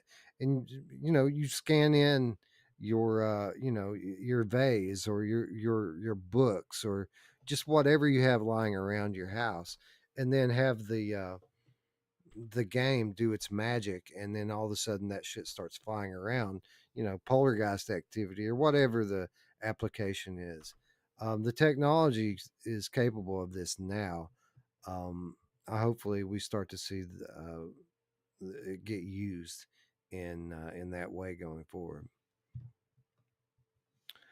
Scott, the PSVR Game Cap for Life says Face Raiders on 3DS is cool. It is, man. 3DS by far my favorite handheld gaming device of all time. The technology in that thing is amazing, even by today's standards. Rickaron 7593 says, folks, don't listen to the content creators. It feels not a drop lighter. They're experiencing a placebo effect. The science says that the weight is still on the front of your face. So Rickaron, you need to double check your science and look for something called torque. And the way that torque works is there's a point which in this case would be the contact point, where it makes contact with your face, and the amount of angular torque that gets placed upon your face, which is the force that you're feeling, it isn't solely determined by weight. It's also determined by the distance that the weight falls from your face. And that's why, even though you're right, technically Quest 2 and Quest 3 weigh about the same, they do not feel the same because there's much more or much less angular torque on your face. I mean, it's kind of a no-brainer. Eric, do you think this guy even wore it? Because for me, it's pretty obvious once you've had this headset on for 20 minutes that there is a significant difference here on how it feels, even with the jock strap. 100 exactly what you just said is 100% accurate. It's because that's what it is. I mean, and everybody has been saying, by the way, that we understand that it's heavier. Like, we all know that. Everybody has told us that. We knew that going in. That's why all of us were surprised when we put it on and it felt lighter, because we all knew that it was pretty much the same weight, or maybe even a little bit heavier than the Quest 2. It's definitely exactly what you said. It's the torque. It's the way it sits closer to your face now. It's a jock strap. It's so good. Yeah, it's that amazing strap. It's so good. Yeah, it is. And it just feels lighter. You know what I mean? It's not a placebo effect. It feels lighter. Like, we've had the Quest 2 on. We've all been wearing it for how long? You go to put this thing on, and it just feels lighter. So there's no placebo effect in the fact that it feels lighter, and the technology, the science about it that Wes just explained perfectly is exactly why. So, I would say that if you haven't tried it, go try it for yourself, and then let us know what you think. Yeah. I would be surprised if I mean, maybe he has, and maybe he's experiencing some kind of effect from knowing that the weight is, technically the same or even a little bit more. But I mean, the science is pretty clear on how this works, and I don't think it's people trying to shield for it or experiencing placebo effect at all. It's a noticeable difference, and like I said, you don't tell a difference so much at first with the jock strap. Where you tell the difference is 20 or 30 minutes in. Where typically with the Quest 2, I would start to get a headache and my cheeks would start to hurt. Just not the case anymore. I can wear the jock strap until the battery dies, and not deal with any of that. So, Airborne Light says, I haven't had any occlusion issues, and I mostly play contractors and Pavlov. And then in a reply to their self, they left a second comment that says, actually, I did notice my support hand drifting when I played Gunman Contracts today. I thought it was from the Pro Tube controller grips I use.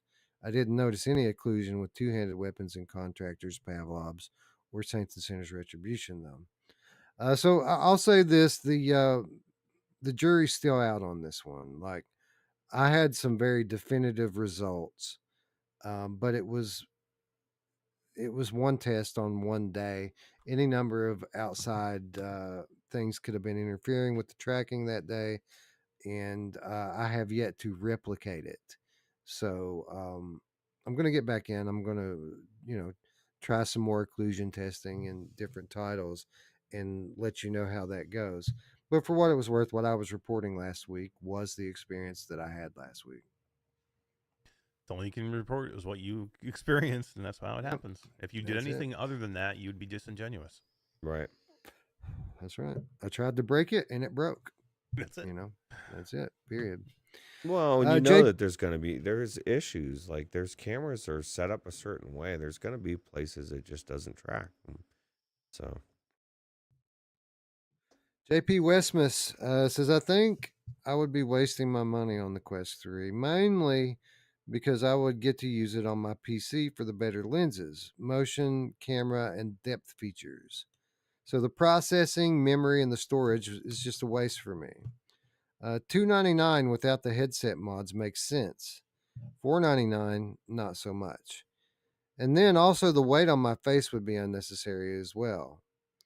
Sadly, the PSVR2 seems to have been the best balance for higher quality and bigger VR library than PCVR does over 2024. Strange. I would say that that's all true if you're only considering native VR games. I think mods change the equation quite a bit in that comparison. But yeah, if you're 1-to-1 and you're not willing to mod games and you're only playing what's hitting the library, then you're right. The PlayStation VR 2, at least so far in this generation, is the way to go. Cost to performance. This is my problem with standalone VR right now, or the standalone headsets, actually, because I'm kind of in the same boat in the sense of most of what I care about is the PC VR. Okay, right? We addressed the fact that I want a display port that they won't give me. I have to use their proprietary cable. That sucks.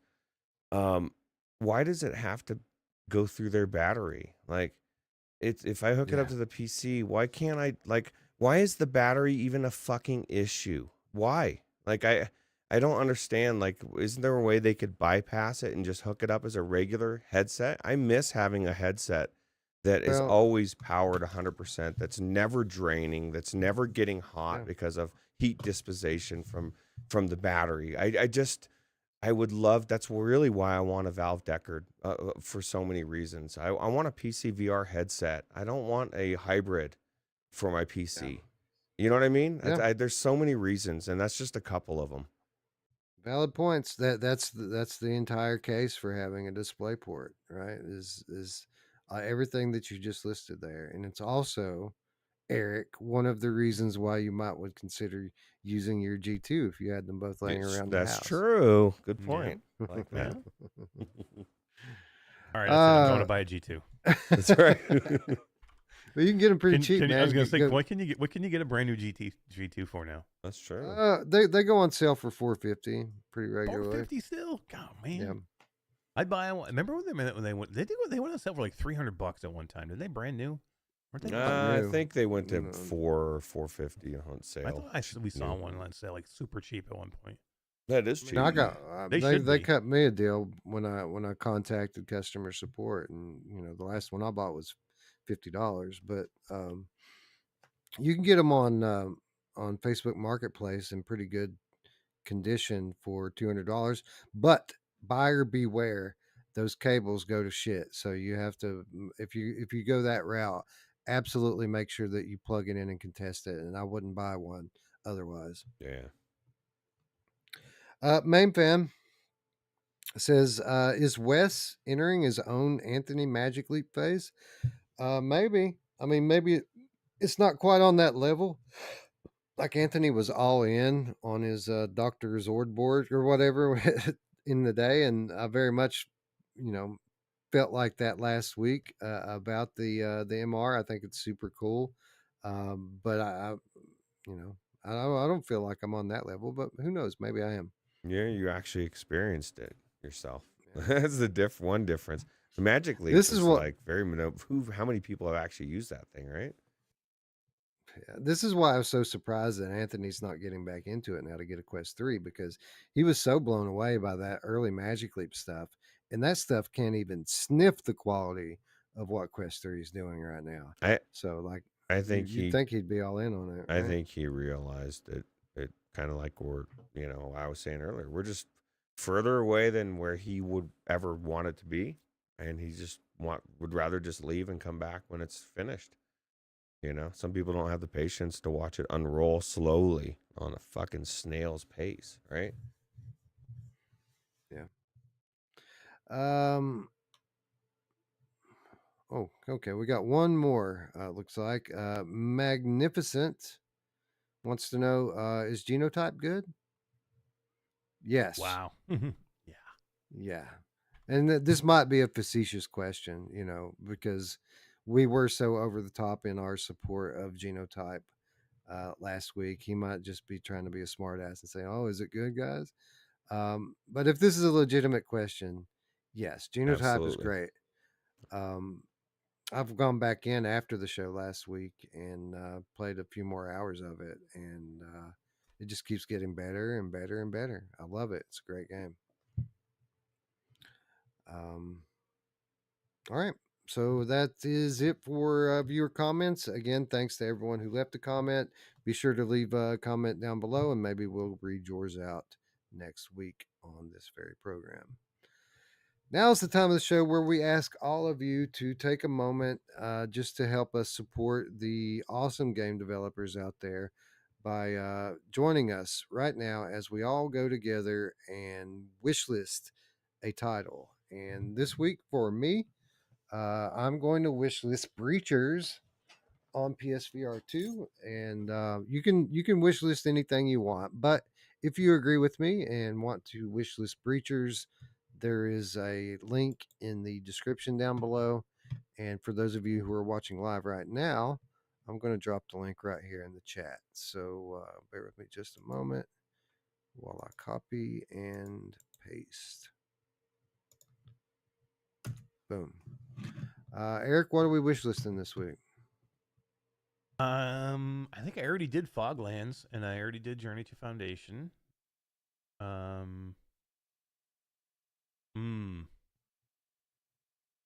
Okay, what else can we do? Breachers. That's what I did. Oh yeah, you know what? I don't think I did Breachers for PlayStation. That's a good point. Oh, I think that's the only one I could do. Yeah. I've been Ruuts? jazzed about Foglands too, just as much as you have. So I was. Oh, dude, I can't wait for that. Think it's gonna be any good? No. I think it's going to give me everything or most of what I like about the Light Brigade, and then about that many more things that it does that Light Brigade doesn't do. That is exciting just to hear that. Ruuts, what are we wishlisting this week? I think I'll hit Breachers as well. I just need to get into my PlayStation thing on the. So, thank you once again to everyone who participated and helped. Yeah, we appreciate it. And that brings us to our final reminder this week and every week, and that is how you can support us, our channel, and our community. Of course, if you haven't already, please consider subscribing. We've been doing well with the subscriptions lately. I think we are at 3555 now, well on our way to 4,000. I'd like to hit 4K by the end of the year. That's kind of my goal. Yeah. That was my goal from the beginning of the year, and we're getting close to actually achieving it. So thank you to all the new subscribers. Thank you to everyone who has shared with their friends out there.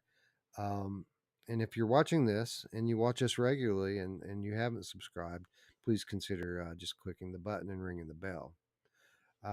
If you've already done that and you want to do a little something extra, you can support us on Patreon.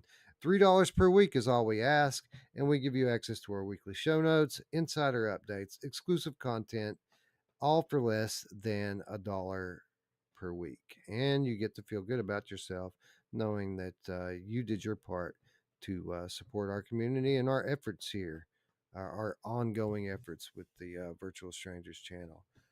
You also get your name in the credits at the end of the show. Every time we go live on this show or Strangers in the Night, we always run the credits, and the credits always include the names of our patrons. So shout out to all the Patreons out there. We very much appreciate your help. It is much needed, and we do put your dollars to good use on a regular basis. Of course, if you don't have any money to donate, we understand that. The economy is especially tough these days. That's the reason why you can join the Virtual Strangers Discord 100% free of charge. This is our community. This is where we live 24/7, 365, hanging out, talking VR, talking life, talking sports. We don't talk a lot about sports. But how about them Niners? They're pretty good this year, huh? Better than the Broncos. Yeah. Right. So yeah, this is just basically where we hang out. We share sales. We network for multiplayer games. Police chases. And police chases, and otherwise just shoot the shit in general.